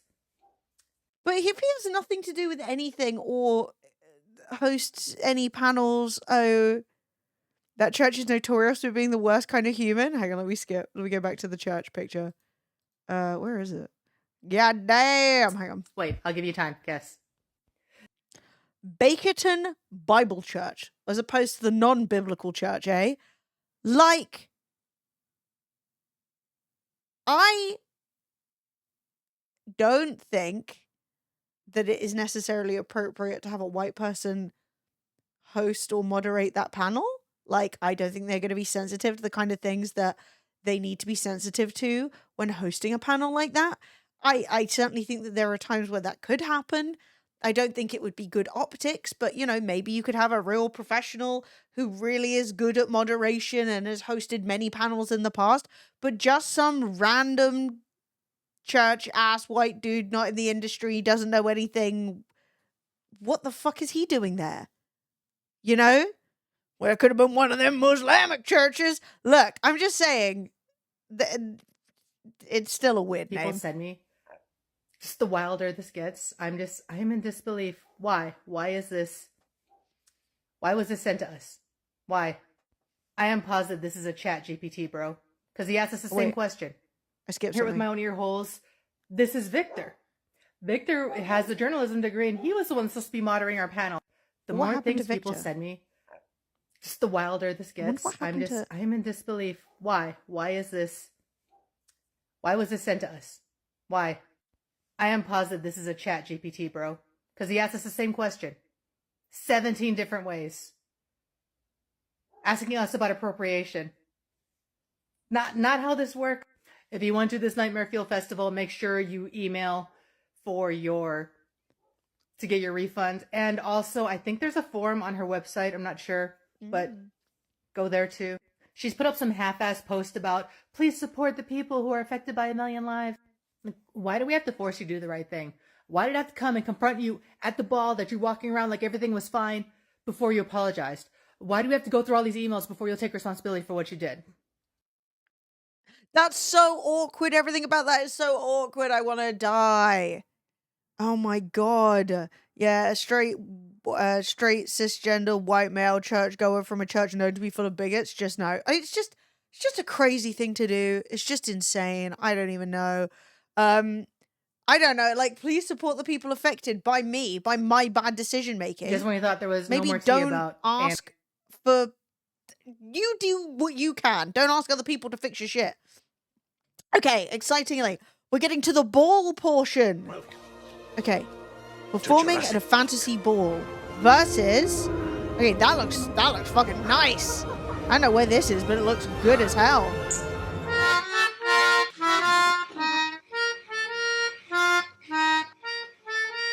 No. What? Welcome to Jurassic Park. Are these the same people, or is this just an example? I can't tell if that's the same woman.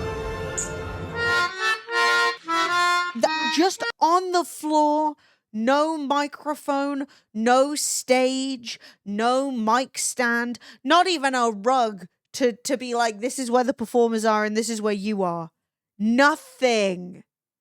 Just sat on the floor. God damn, that's so embarrassing. First live performance in nearly 2 years, didn't go as planned, but at least we finally got to perform our Hunger Games song live. Unfortunately, the event failed to provide the sound equipment we were promised, so we had to improvise an acoustic set.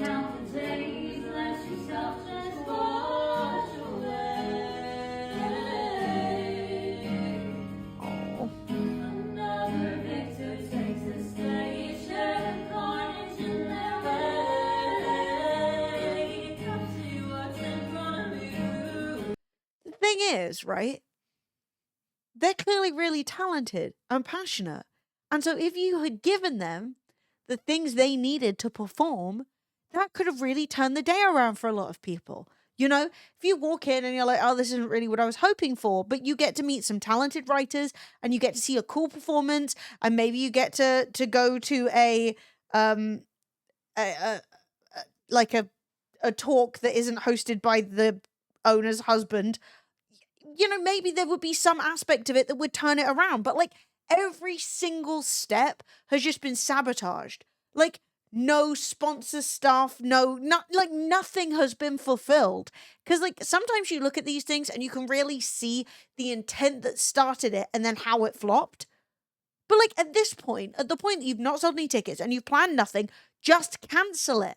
You know? Literally.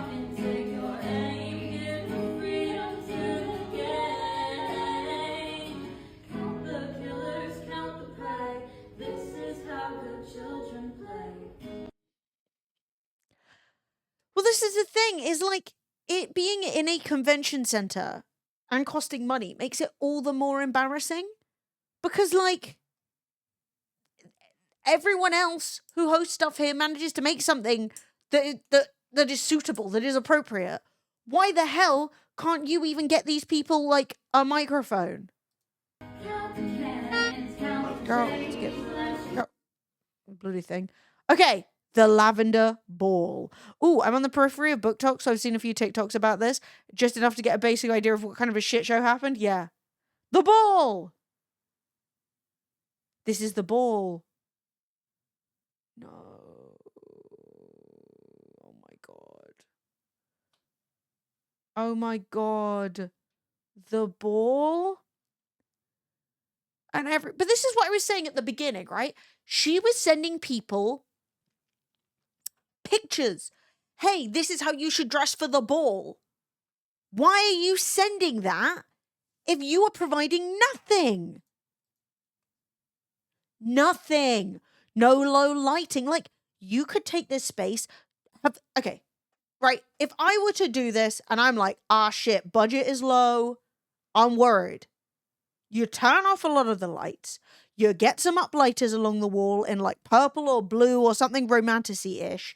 You cover the tables in like green tablecloths and you put some fucking fake plastic ivy on them. You know what I mean? Like, you get some music, you pay those performers to do you some fucking songs. Like, what is this? Nothing. Not a fucking photographer or a photo booth. Not just everyone under unflattering lighting, just standing in the middle of an empty room. That's so upsetting.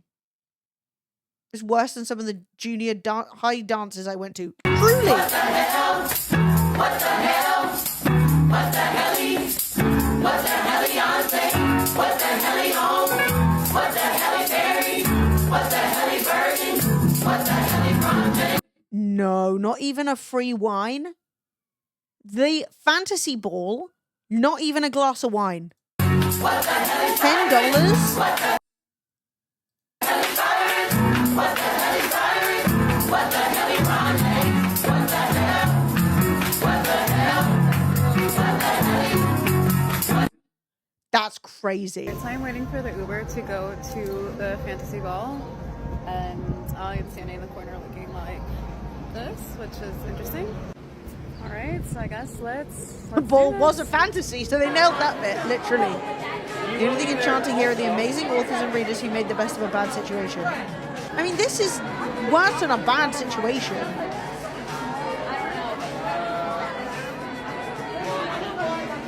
Leaving the book festival. Despite the poor planning, I was able to meet amazing indie authors and readers. The book community has so many lovely people, so I'm glad I got to be a part of it. Even when this happens. That's awful. But like, everyone's putting so much effort for like their outfits and stuff, and then you can't even give them anything. Girl, I don't need this. What the hell? What the hell? When you wake up to a girl you knew from high school who lied and spread rumors about you going viral on social media for her disaster bookish ball from hell, oh babe, you cannot lie your way out of this one. Well, What the hell? What the hell? What the hell? I will say that makes a lot of sense because clearly she's comfortable lying. Because tell me that she has not been lying. Like, I can't prove she's been lying. But let's be honest. Is it a simple case of everyone that you worked with all dropped the ball simultaneously? Or is it a case of you never even had the fucking ball to throw? You know? I don't even know what you can do in this scenario. Another review. Here we are at the Million Lives Ball. Look at the ball. We're gonna... Hell of a ball. So sad. Our DJ Steve, the JBL speaker. One JBL speaker on a chair. Oh, we just walked up. We had a glass of alcohol each. Paid $10 for my glass of wine. And how much did you pay for yours? Was it $13?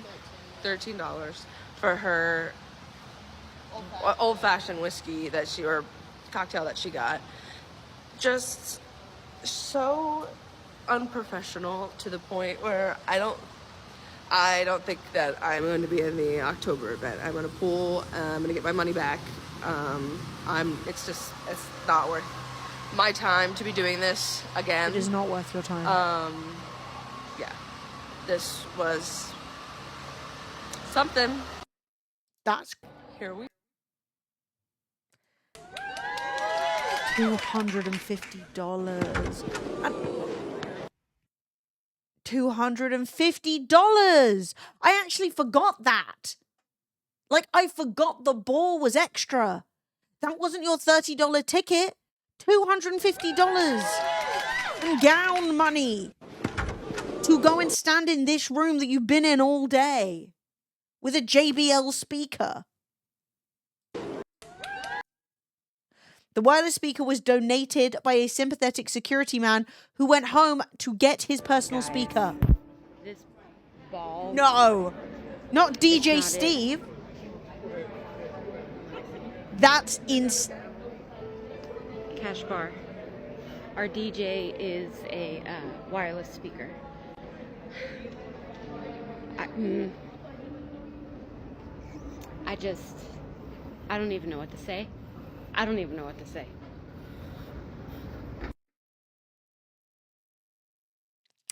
Wow. I love that good guy security guard. He gave more of a fuck. He gave more of a fuck. He cared more than the organizer did. Like, she couldn't give a hoot. And I'm going to tell you right now. I was at the second ever Twitch London. No, the Twitch London sideline. And somebody showed up and said, hey, I'm a DJ. Would you like me to DJ? And I said, I don't have anything for you to DJ with. And he said, if you can get any decks, I'll DJ. Spoiler alert, that was Lupac. And so what do? I went on a audio rental site in London and I called them up and I said, hey, I have this list of stuff I need. Can you bring it now? And they said, yeah, we can do that. That's our business. And they bought it while the event was on. And Lupac put it all together. And then he sat there on his phone Wi-Fi, like his phone signal, and downloaded a bunch of songs and did a whole set. Because somebody was like, hey, like, are you telling me that Baltimore does not have access to sound systems, even in, like, a last-minute scenario? No. And a playlist? Like, crazy. Insane. Like, the fact you couldn't even get a little speaker. Guys. Invited creators ended up having to pay for At the themselves. Million Lives Festival, I was hired to be there, and I haven't said anything for the most part online because if this does turn into a lawsuit against anybody, I definitely don't want to say anything that could work against me in that element. However, I have seen a lot of people talking about the hotels, so we are specifically going to touch on that for a minute because this is a story that is still developing for me, and I wish it would stop. So I was contracted to be there, like I said, and one of the things that was specified in my contract was that the event organizers would be providing lodgings for me and that we would be giving the confirmation numbers for them 60 days ahead of time, that sort of thing. Well, we know what happened to the lodgings. Were the plans changed last minute, which I'm sure if you've been following this event or any videos on this event, you've seen people say that our hotel was changed last minute because it was. Yeah, it's it was the days like in. a couple hours before we were supposed to check in.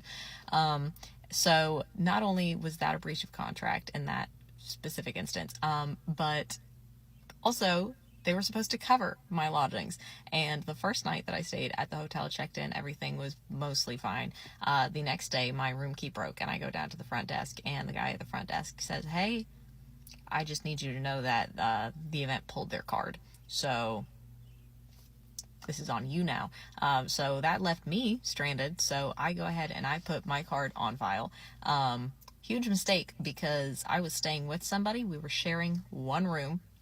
2 people sharing one room, and the person I was staying with got charged $120, and I got charged $539. What? We were there for 2 nights. We were supposed to be there for 3 nights. That's what was stated when we were contacting the event organizer. However, obviously, after they pulled their card, we fucked off pretty. $500 for one night that she should have paid for. If she was there for 2 and the first one was supposed to be paid for by them, well, it was all supposed to be paid for by them. But, like, in that scenario, how is it possibly $500 to share a room in the Days Inn? I don't understand. Pretty much as soon as we could. So we checked out after the second night in the morning. Pretty much first thing in the morning did we check out. And the hotel charged us for the full duration of the stay that we did not book, that we did not initially even have our cards on file for. So now we are trying to figure out how to deal with that. So we have been going back and forth between the event organizers, the credit card companies, and the hotel trying to get these charges disputed because not only were we not paid for being there when we should have been paid for being there, as we were contracted to be there and be paid for it, but also our lodgings weren't covered, as was also I mean, the idea that you were supposed to be paid and you weren't paid even though you showed up and you did the thing. What the hell? The event was a disaster. They're getting more publicity now, speaking out about everything. The event was a disaster. They were getting more publicity now, speaking out about everything. Hopefully that helps generate more interest. I mean, I have no doubt that everyone who's been making videos has then gotten more traffic to their social media, and then those people have been able to turn around and say, hey, if you're into blank type books, check out my book. And especially in a world where some of your books maybe are on Kindle Unlimited and things like that, people can literally start reading it for free. And then the more they read, the more you get paid. So, like, in that scenario, you know, people don't even necessarily need to actually buy your book. You know, just getting eyes on your work is valuable. But, like, that was what the event was supposed to do. The event was supposed to promote people on their Facebook and stuff who had paid for it. And they don't even get that. Let alone sell some actual books at the event. But that's probably not going to be the case for her, because if she's an invited creator, she might have been there as a cosplayer or a musician or something else where she was actually being paid to attend, right? And like add to the event. So she might not be selling anything, you know? That won't do anything for her. Contracted, so we didn't make any money. In fact, the two of us put together, lost $700, which is very great and fun. And I could say so much more, and I won't. That sucks. So not only was I... Okay, so this I did know. The organizer did make an apology, which we can watch now, because what I'm going to predict is that the way that we've seen this organizer interact with other people and sort of fool themselves is, I think she's going to be like, oh, a bunch of things happened that weren't my fault, and I wish they hadn't have happened. Oopsie doopsie. Like, I don't think she's gonna say, I fucked up, I dropped the ball, I did everything wrong. But let's see. Hi everybody. I am wanting to issue a formal apology. I do understand that the ball tonight was not set up to standards. There were a lot of issues with getting set up, and it was not set up well. The ball tonight was not up to standards. Okay. Right. There were a lot of issues getting set up, and it wasn't set up well. What issues?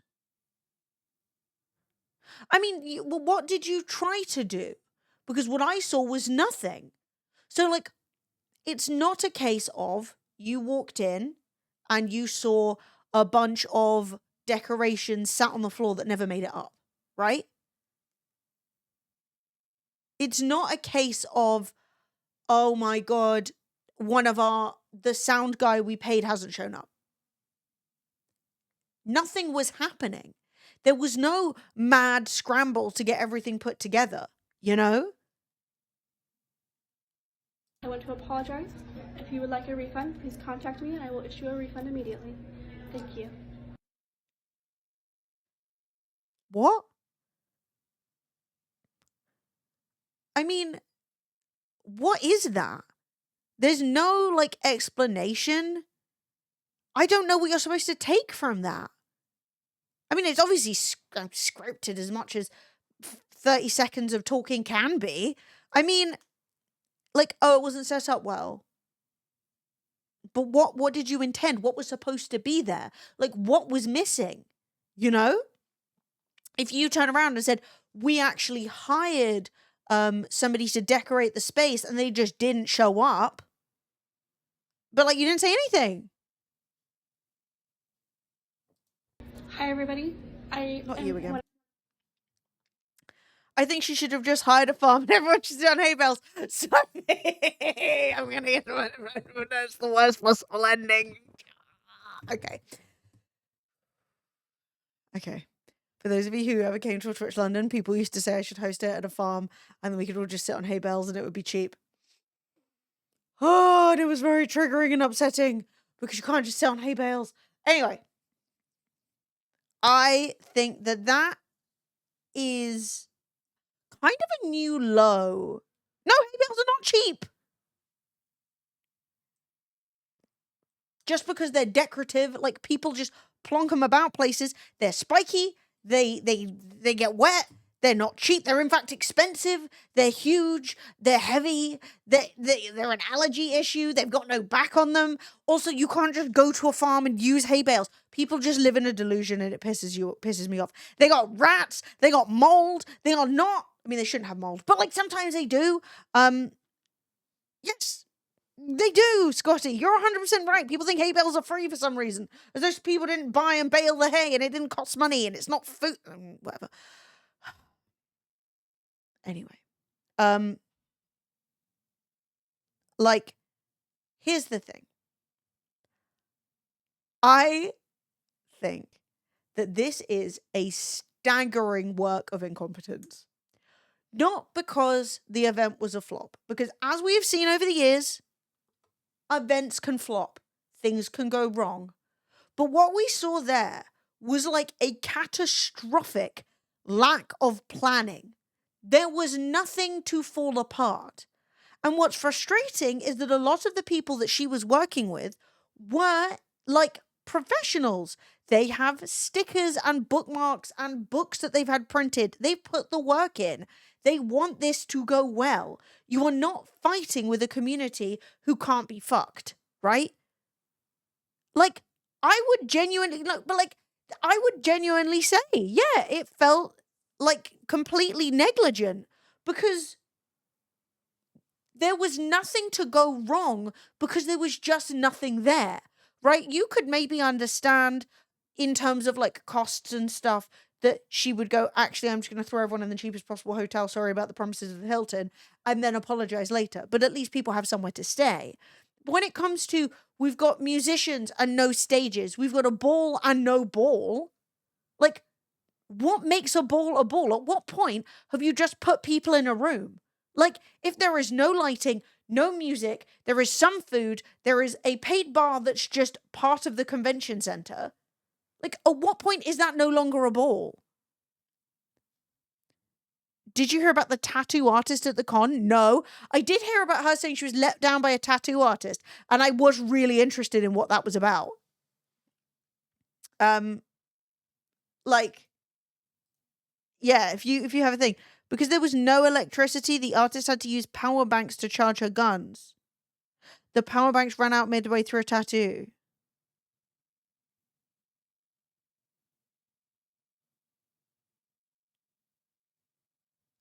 Why was there no electricity in a convention center? If there's one thing a convention center has, it's fucking plugs. Did she, like, put the tattoo artist away from the wall? She didn't pay for access to electricity.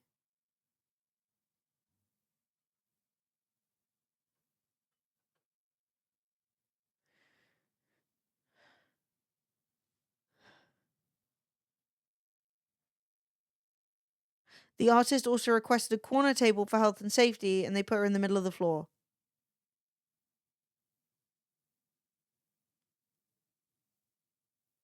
Yeah, you don't want people walking past your tattoo or potentially jostling you or breathing all over it, whatever. I mean, I think getting a tattoo at a convention that isn't a tattoo convention is kind of wild anyway. And the artist also hasn't been paid. I mean, at the point that she's not paid for the electricity, you're not getting paid. You are not getting paid. That is just a fact of the matter. But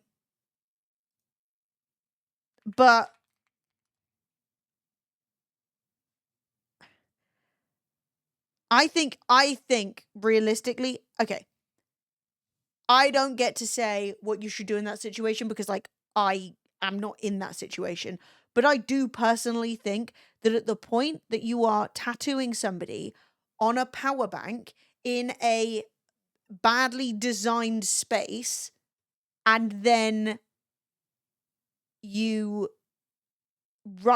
you're running the risk of running out of electricity, I think you should just be like, unfortunately, I cannot provide my services here, and leave. Like, how much could she have been paying you to be there? You know? And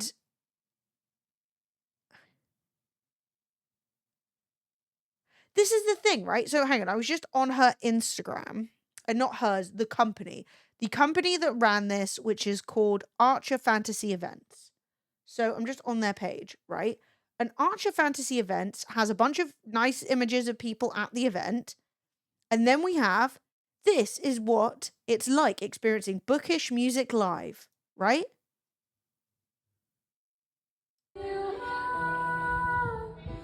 And do we see we've got a nice space? We're outdoors. We've got some beautiful decoration. We've got a throne and we've got flowers. Look, we have a microphone. Is this plugged in? Is there electricity to this keyboard? Hell, she's even got a chair. How's that plugged in? I fear that's a power bank. But if it's working, come see us May 2nd and 3rd, A Million Lives Book Festival. Seems to me like she's suggesting that's a pedal. Do you think? Because all the wires are going down to it. I'm not saying it's not a pedal. Oh, wait, maybe it's going behind her? So maybe that's why it's like, and then it's going back here. Because this is obviously plugged in. So maybe it's going behind her and over here. The key is there's definitely some power happening here. So why are you showing me this? Little velvet poofs, little, like, beautiful decorations that are completely in line with what you'd expect from the event. Performers who are being respected. Why are you showing me this and telling me to come to your event if actually none of this is planned for the event? Like, when did she post this? She posted this on the 1st of May. The event is on the 2nd and 3rd of May. You know that you cannot tell people to expect this. Like, I actually see power cables right side of the keyboard up against the bushes. That's what I was saying, was over here where the speaker is, this is obviously plugged in. So this could be cables for the speaker or it could be cables for this, but there's a good chance the cables are going behind her, basically. And that's why we can't see them. But you can't say, hey, come to my event. This is the kind of vibe you can expect. Beautiful, peaceful, creative, serene, and then say it's happening tomorrow when you know none of this is going to happen. You haven't so much as paid for a keyboard. Right, so we've got some of our lovely artists. Oh god, they better not have any wangs on this page. Keep your wangs away. Because there was another one of everybody dancing at a previous event. But so yeah, are you looking for your next fantasy ball? So this is promoting the elegant nocturnal social. So that's the other event they're hosting this year, right? But if you're looking through their page and you're seeing this and you're thinking, wow, this looks like such a blast. These people are hosting a convention which also has a ball. I can't wait. She can't wait. Right? And then it turns out that not only is it obviously not going to be in a beautiful setting like this, but it's also not even going to have music. Incredibly insane. Like, what kind of ball doesn't have music? What are they listening to? Like, people want Trogdor!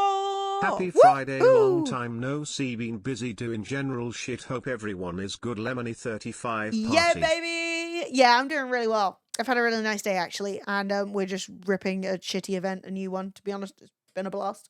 I'm feeling good. This is my first week in a hot minute where I've actually managed all 3 of my streams as planned, and I feel good. And I've done a podcast, and I have, what else have I done? I've done stuff this week. I've been popping off. I'm very happy. And I did my lighting, and yeah, it's all coming together. I'm feeling good. I'm excited for another ball a week. This is their October event page. It's been cancelled. Yeah, probably because they have no money left. Because rather than cancelling the event and accepting whatever costs came with that, they hosted the event and then sorry,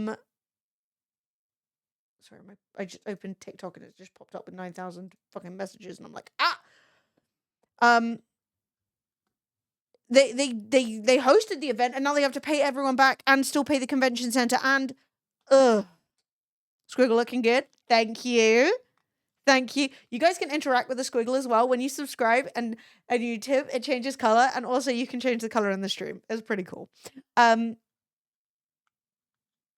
room they had very easily could have been an adequate space, a couple of big drapes, a couple of wooden tables, a couple of chairs around the edge. 100%. Like, this is what I'm saying. Some uplighters, some big banqueting tables, some fucking cute fucking flagons and cups and stuff. Because, like, I know cups have to be the right size for the drink that you're serving. It's like a whole legal thing. But, like, people make cute ones. Just a couple of cute cups. It's not that hard to make that venue acceptable. Okay? You're never going to make it the most beautiful place in the world. But you can make it acceptable and not for a huge cost. But she just didn't. Because she didn't advertise it well. And she didn't cancel it. And it's just a mess. Wait, what's this? Wait, hang on, I'm gonna open that. I'm about to watch the thing that you sent me on TikTok. Okay, I just got disconnected from chat. Arse! Hang on. Oh, wait, I'm still on this page. Ugh. What's this? So the event was general admission $200, VIP $270. But I guess the whole thing's cancelled now. I wonder if people are getting their money back. Yeah. The Elegant Nocturnal Social. It's cancelled. I mean, evidently you just bitten off more than you can chew. Okay, so let's find out about this tattoo artist. At least some of it. Maybe we can put this on like fast speed. Because 10 minutes is quite a lot, even though, like, shout out to her. I'm sure she has good points to make. Hang on. We're going to go beep, boop, boop. Come on, keyboard. Don't be out. My keyboard run. Keyboard, have you just run out? No, you haven't run out of battery. Why won't you work? Eh? No. It won't let me, like, full screen it. Okay, so I can't F11 on TikTok. Okay, fine. It is what it is. We'll just watch it like this and just accept the ugliness of it all. Ooh, I'm dropping things. So, hello, friends. It's me. I'm doing some shit I never do, but today is the day, darling. I am always the most professional person that I could be at all times, and I try not. I have a whole download to not have it on light mode, and it just doesn't work. I also can't F11. I don't know what TikTok's doing. Like, I don't fucking know. TikTok's psychotic. To get messy, especially not on the internet, because I have seen how messy the internet can be. This past weekend, I tattooed at an event. It was called the Million Lives Festival. If you haven't heard of it, and you're in the book world, I don't know where you've been, sis, but here we are. So, as you can see from the videos, what was advertised was not at all what happened at all. This woman speaks too fast. I have her on 1.5. Like at all. Whatever the ticket tiers were. It's 10 minutes long. I just didn't want it to be too long. There were like 3 of them, if I'm not mistaken. The lowest being $50 for Saturday, and the highest being $250, which would have included swag bags and a ball. There was none of that. Personally, me and my team, our communication was terrible. And by terrible, I mean my assistant would go through 4, 5, 6 unanswered emails before she would get a reply. So this is the woman who was doing the tattoos on site, just in case we didn't know that. And yeah, like that, I think emailing 4 or 5 times and not getting a reply is on its own this is a red flag. A process of many fucking months of dealing with this. I personally tried to help with this event by promoting it and telling people to go to it and telling people to buy tickets. I was a featured vendor, so I was also paid an appearance fee to be there that I'd never received. While a statement and email has gone out to authors that attended the event, I only found out about this because I received a photo, screenshots of it. Again, I was not emailed. My team was not emailed. We have no information about anything. As a tattoo artist, especially doing things like these book festivals, there is a lot of behind the scenes work that goes into this. I make sure with every venue space and every coordinator that we figure out what exactly needs to happen health department wise and logistically for people's safety in order to tattoo in such an open space where so much is going on. My basic requirements are always electricity and that I have some sort of wall behind me or barrier behind me and at least one side of me, so that I will have at least 3 corners, 3 of my walls covered, so that way for sanitary reasons people cannot come in and out of the tattoo clean space. The space is usually about 10 by 10. When we got to Loden, we didn't know where Loden was. This is what's really annoying as well, right? So she's like, I need 3 walls or like hard surfaces so people can't walk past the tattoo. Great. Because obviously it's an open wound. And I need electricity, obviously. And I need a biggish space. They have a whole convention center. Convention centers, that was a huge room. It is not difficult at all to tape out that area and say this is where it's going to be. I would be very surprised if the convention center did not have any movable like walls that you can rent. Like, I'm pretty sure I saw a different TikTok when we were looking into this where the convention center actually gave her some stuff for free because they were like, oh, blimey, you don't even have blank. Okay, we've got those things. right? Was because we never were told where Loden was. This is what I'm saying though, Scotty. I wouldn't have done it, but then I don't know what her financial situation is, but I wouldn't have fucking done it. Was never told where Loden was. And having all of my tattoo gear, and thank fuck I had an assistant, we had to carry all of our stuff from our hotel to the venue. I'm not even going to talk about the hotel. Yeah, even Willy Wonka had wall partitions. The hotel. So I'm not even going to fucking touch it. I don't even give a fuck. Anyways, so we got to the convention center, and I have tattooed at the BCC building many fucking times in my years. I have done hundreds of events, okay?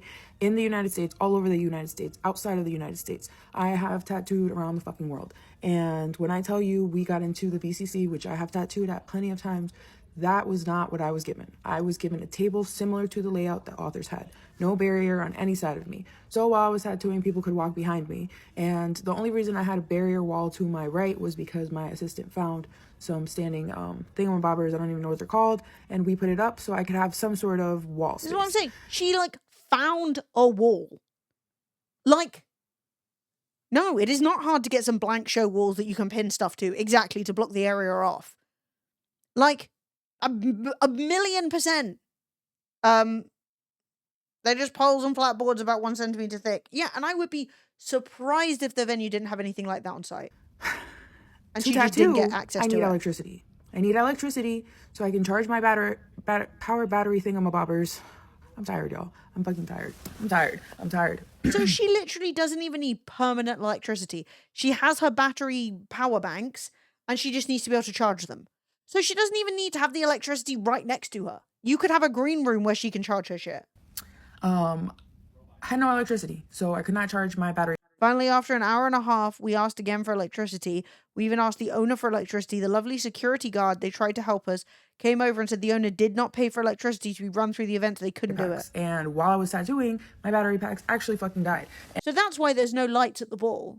That's why it was just the fluorescents. Because she didn't pay for the electricity to plug in other lights. And they both happened to be fucking dead. So I had no way of charging them because there was no outlet at all near me in any shape or form. So anyways, before that point, we had asked for electricity. My assistant asked for electricity. I asked for electricity. We're like, hey, I need power. I need some sort of cord. I need power. I need something to plug my things in. I need to be able to print my stencils. I need electricity so I can plug in my light. Like, this is convention lighting. I need better light for my fucking eyes so I can do my job. These are basic fucking things. The other part of any tattoo related thing is the building has some sort of biohazard medical waste disposal system that is very fucking necessary for tattooing again, because why? Health department, germs, fucking cooties, right? I thankfully am fucking licensed in every fucking which way possible because since I travel so much, I have to keep my CPR up to date. I have to keep my BBP up to date. I have to have fucking tattoo insurance. When I go to events, I make sure I let my insurance know that I'll be some other place so they can give me extra insurance coverage. Like, this shit is fucking lots of fucking paperwork. I just did an event a few weeks ago. I tattooed 144 people. Every single thing that we needed in order to provide. That's so many people. Holy fuck. God damn, she's a machine. That I provided in that space at the Gaylord, at a Polycon, which is a much larger event. What's a Gaylord? Every single fucking thing that I needed was met. Every single thing that needed to get done was done. I did not have electricity, bro. So what happened? I ended up having to freehand most of the tattoos that I did on Friday. Now, while I have the skill set to do that, and it is not a fucking problem, that also means that people that need to go to do something can't do it. It was so dead Friday that I ended up tattooing. Gaylord is a convention center in Maryland. I love that. That's legendary. I hope to attend an event at the Gaylord at some point. But like, having to freehand the designs, which basically just means she used a pen and drew it on. Who's even getting tattoos in that environment? There's nobody there. She doesn't have any of her stuff, and she's just Tipp-Exing, like, fucking Sharpieing a pattern onto you. Mostly all tattooers all day. And it was super fucking sad and disheartening as fuck to be in a room with people that this was their first book event.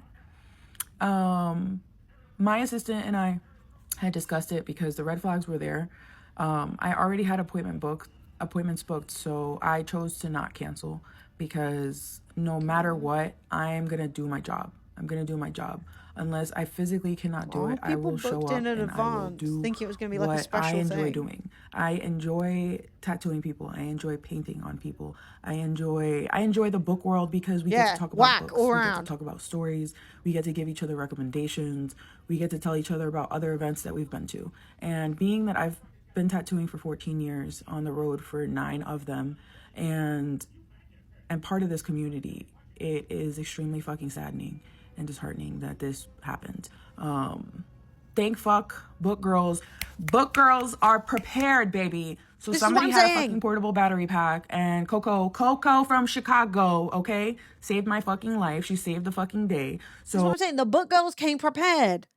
They were ready. My baby boo that I was tattooing, while my battery packs were charging, we kikied, we talked.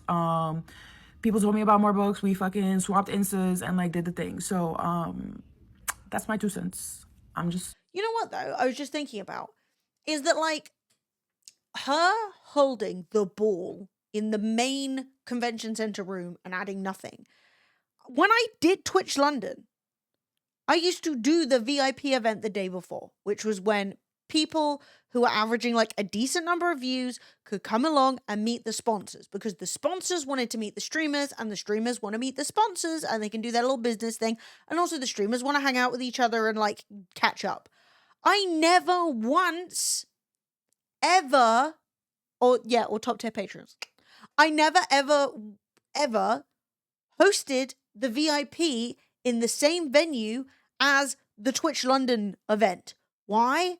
Because the size was wrong. It would make no sense to, like, if I were hosting the ball with a smaller number of people, you would do it in a full undecorated convention center. I used to rent out nice bars and spaces that would host us and, like, have its own separate vibe. I didn't just shove people in the corner of a big echoey room. It's just not that difficult. And I was doing it for free. Absolute shambolic behavior. I will say, I feel really bad for this woman, and I understand why, given that she's done so many events and probably sometimes they are a bit of a mess, like, why she pushed on through, but, like, freaking hell. And, like, Amazon Pay for Drinks, that one was so good. Where was that? What was that? Stravinsky Bar or something? I can't remember what it was called. Amazon Prime paid for all the drinks and the cocktails, and we were having a good fucking time. We were having a good time. The game sucked eventually. Do you remember they sponsored it in the name of a game, but they wouldn't even tell us anything about the game, and all I could do was print out the name of the game and stick it on stuff.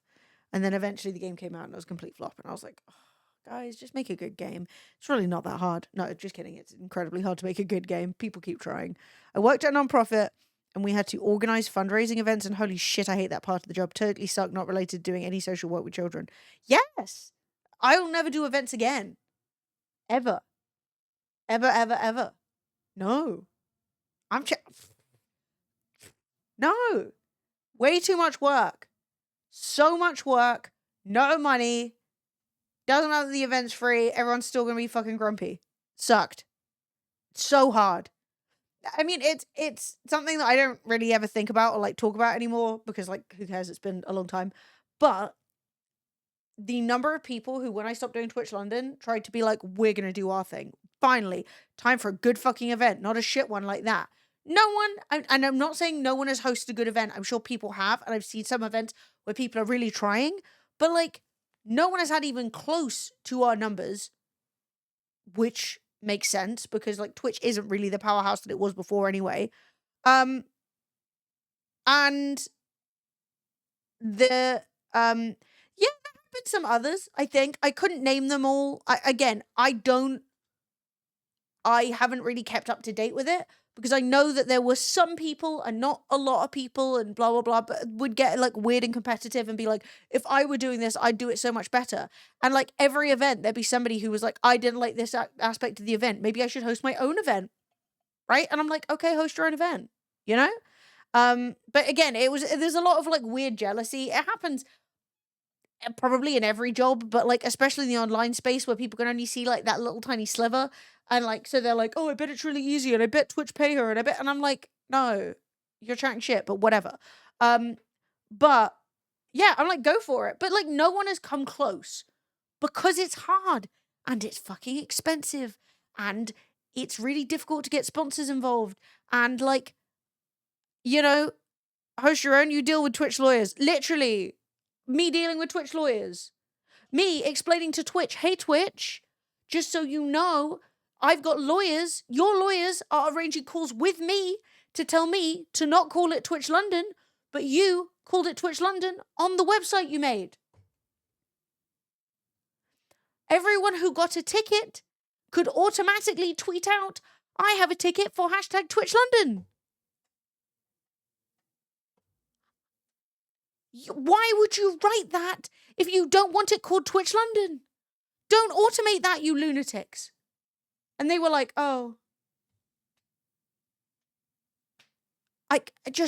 I don't know. You know what? I don't fucking know. Went to an event in Sheffield. There were 40 people in some kind of space. I walked in, pretended to look for my friends, and walked straight out. What kind of event was it? Was it like a gaming event or something?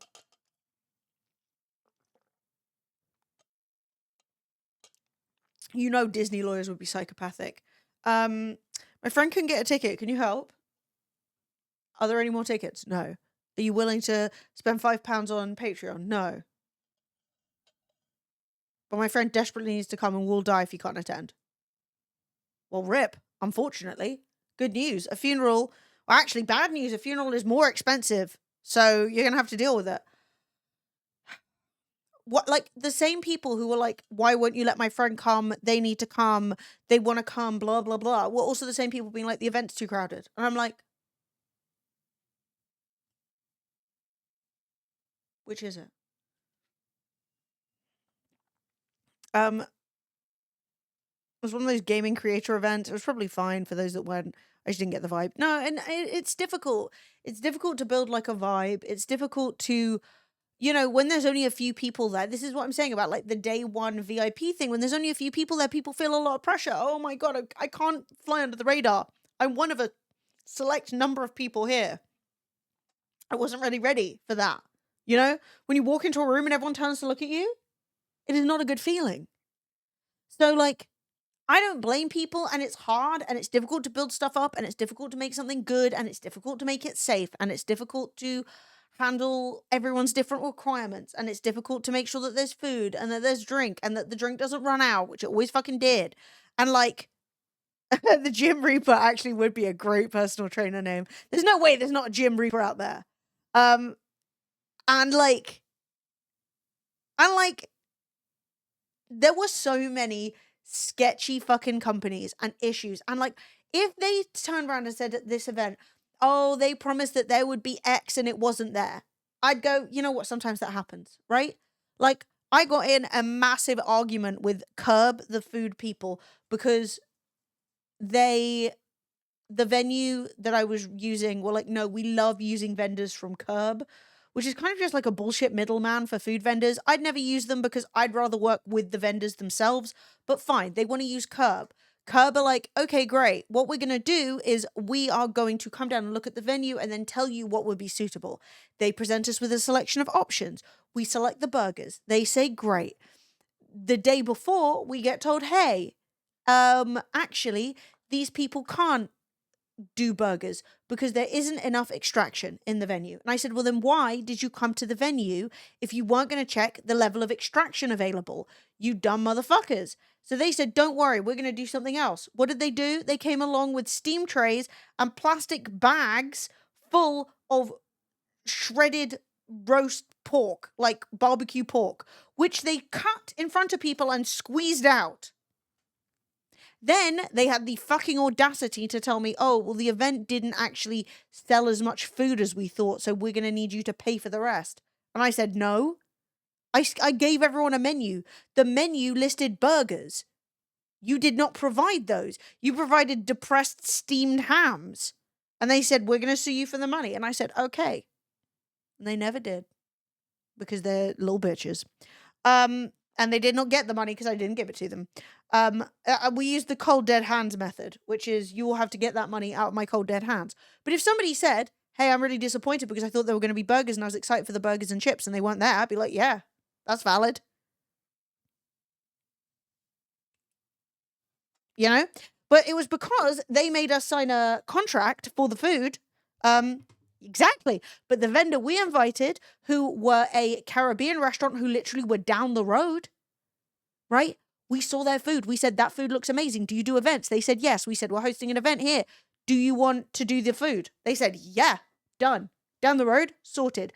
They show up, they squeeze themselves into a way smaller space that was way less suited to them, and they churned out food, and it was delicious. You know?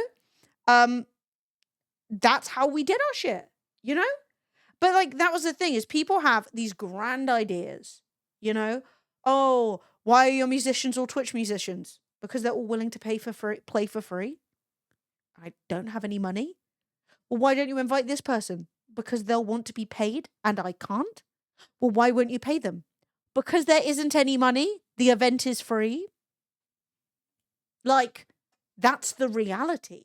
And like, when it comes down to it, you know, these things do happen. I have empathy. If they were like, shit, we think that some of our this decoration we bought would be good enough for the event space, and it looked really disappointing, you'd go, it sucks. Dressing up an ugly brutalist event space in a romantic style, nearly impossible. You'd have to do your best, right? But they did not do their best. They did nothing. They provided nothing, you know? Why they were Twitch musicians? Points at Twitch London sign, literally. Like, why didn't you get this person down to play? Well, they live in Chicago, and this is London. Well, you could pay for them to fly over. I do not have the budget. Why not? Do you want to pay for them to fly over? Like, there is a reality that people do not like to face to events, right? Yes, an event in a convention center is never going to be as beautiful as an event in some lovely, ornate library/wedding venue. It is what it is. I'm sure nobody went to the Baltimore Convention Center expecting it to look like the fucking lost city of Atlantis, you know? But it's so annoying when you just see people who are purely there to complain, which is why I do not always cover flop events. Sometimes an event flops and you can see that they tried and maybe they weren't very experienced, or maybe things just did not work out for them. As I've said, shit happens, right? You end up in fucking Ballon chasing a step and repeat. You end up somebody selling flaccid ass, wet fucking ham out of a bag. Like, and you're like, that sucks. Our food's always banging because I pick it and I love my food. You know, sometimes shit like that happens. Atlantis meets empty warehouse. Yeah, exactly. But the sheer lack, no approved floor plan, no electricity, no lights. At that point, downscale the venue. Leave your deposit. Say, sorry, guys. The deposit's gone. Downscale. You don't need to host it at a convention center. If it doesn't fit a convention center, host it somewhere else. You know? It's really annoying to see someone have this big, excited community and not respect them. I think that sucks. And I think as well, the amount of people there who were saying like, hey, if you'd have told us that no one had sold tickets, we'd have promoted it more. You know? But like, she just didn't work with the community, and that Unfortunately, sucks. the organizer didn't want to pay for electricity, so the holodeck stays switched off. D. Thank you for the bit, Scotty. Oh my god, yeah. So I will say, I am glad I'm never doing events again. I will also say that event was a crazy flop. That sucked. That sucked so much for everyone involved, and I am interested in what the fallout of this looks like, and if the community just decide to let it go, or if the community and their contracts actually start really pushing for this stuff, because I would not be surprised. It's so easy to deal with that shit. Twitch London at the Oval Space was baking hot because of the sun. I think the aircon broke for a bit. I remember you going around and making sure everyone was drinking enough and not dying of heat stroke, and no one gave a fuck. Well, that's the thing. Like, some people like, it's too hot. And I was like, fair. It is too hot. Well, the really annoying thing about that, and I've told this story so many times, so I'm going to tell it really shortly, was that the venue had aircon. They were like, don't worry, we host raves. We can deal with hot. I was like, brilliant. And it was a massive heat wave. So I was like, great. Love that. Then they were like, then I sent them the fucking floor plan. And they were like, yep, the floor plan's great. And then I put all the stuff where the floor plan was. And they were like, brilliant. And then halfway through the day, PUBG came over and said, hey, water's dripping on our gaming laptops. And they said, oh yeah, that's the place where it always leaks in the AC. And I said, why did you let me put the computers there? And they said, yeah, sucks. We're going to turn off the air conditioning.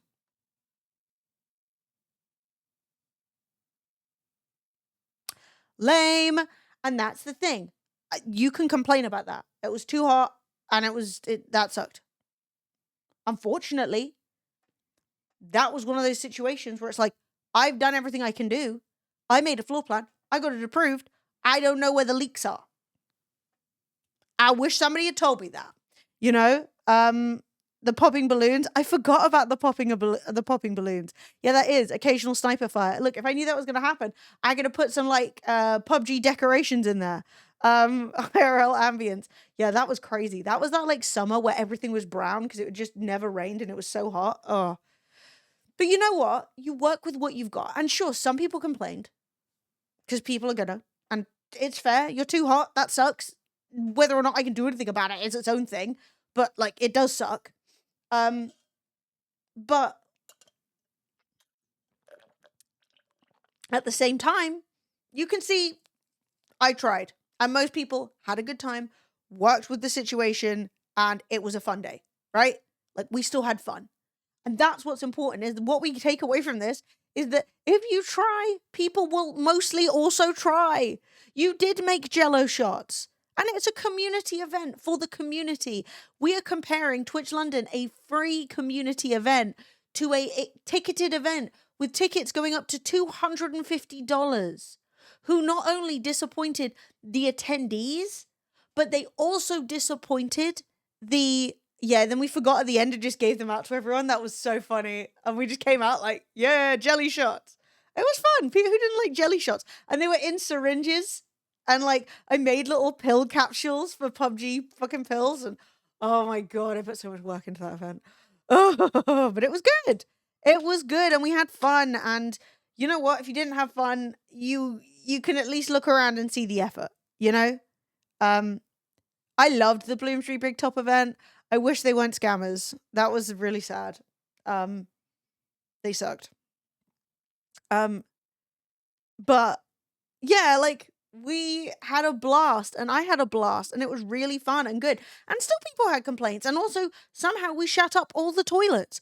I don't know what gamers are doing in the bathroom, but every single toilet block was broken by the end of it. And I want to blame the venue, but I just don't think I can.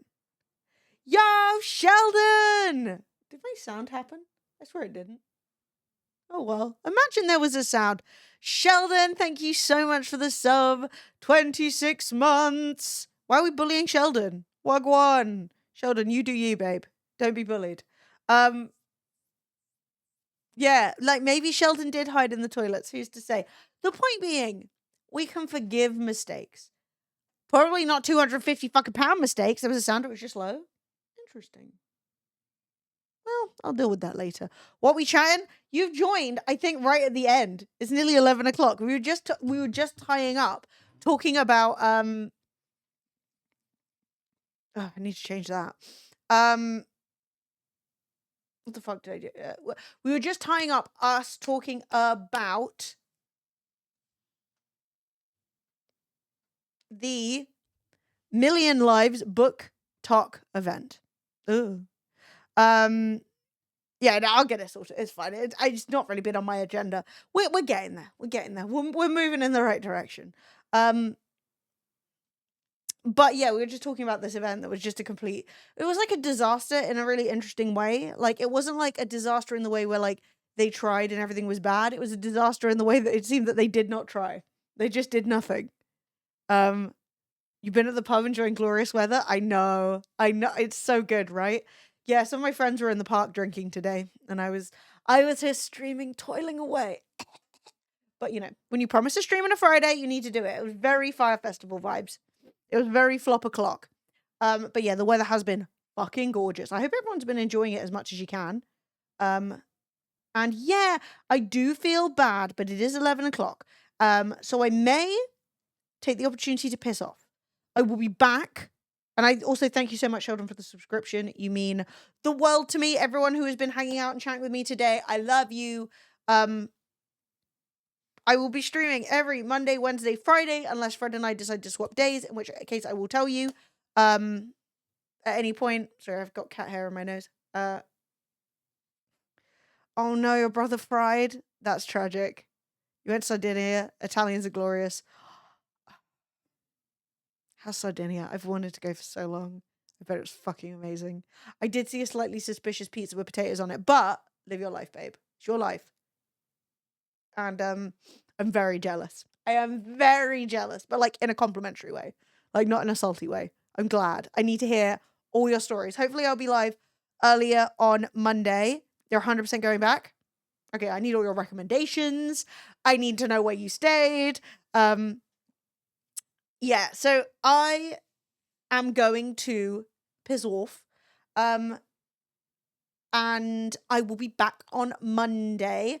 There's always a small chance that I could do a cheeky weekend gaming stream if I find the time. I will let you know on socials if I do, but currently the schedule is streams on Monday, Wednesday, and Friday. There are new YouTube videos going up semi-regularly. There will be a new podcast episode up soon. If you have not checked out the podcast with Sophie and I talking about god-awful cinema, the podcast is called Are You Enjoying This? And it is available everywhere that you might see good podcasts or bad ones. You can also watch it on YouTube if you like to see us, which is good. So, yeah, it is all good times. I will see you all on Monday. I will try and be live a little bit earlier, but we'll move it in that direction. I hope you have the most glorious weekend. And remember, don't start hosting events. That is the one piece of information I can give you before I leave. Also, where's my music tab? I've lost it. If you're thinking about doing it, stop immediately. Cease and desist. Shout out to our bits of the week. We have Deceit Within number 1, Scotty Doggy coming in number 2, Fred coming in number 3, Freddy Krueger coming in number 4, Deets number 5, Woogly number 6, Dean number 7, Relu number 8, Vilkrin number 9, and Strother number 10. Also, shout out to everyone who has subbed or gifted subs. Scotty Deets and DMW Kashi have all gifted subs this week, and I appreciate you guys a ton. I'm going to play us out with a nice little song. I have a strawberry side on the side next to you. No wasting time. Can you tell me the truth? I'm feeling you, yeah, I'm feeling you. Oh, oh. Be honest, tell me what's on your mind. Oh, baby, when I lay my eyes on you from afar, I could swear I thought you fell from the stars.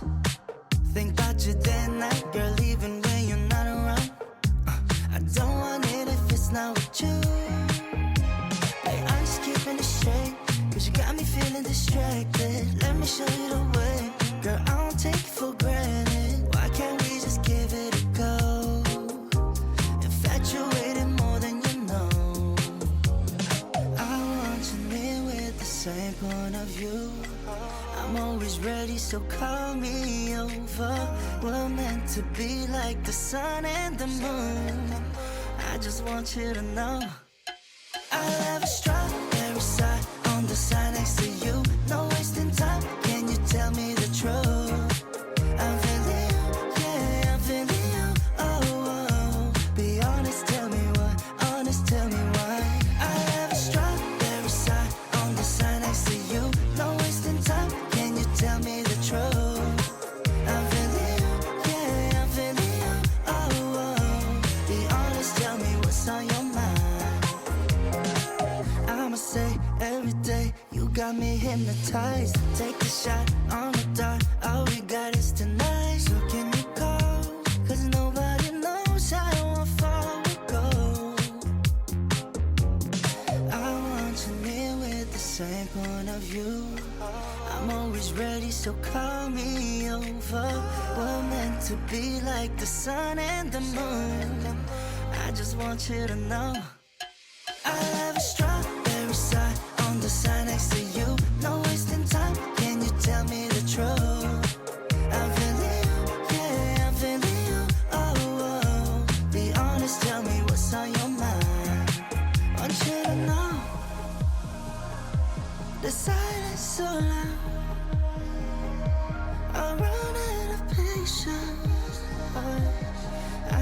you love me. I'll have a strawberry side on the side next to you. No wasting time, can you tell me the truth? I'm feeling you, I'm feeling you, oh, oh. Be honest, tell me what, honest, tell me what. I'll have a strawberry side on the side next to you. No wasting time, can you tell me the truth?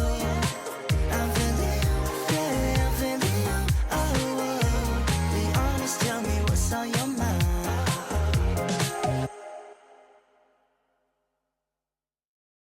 Do it like that.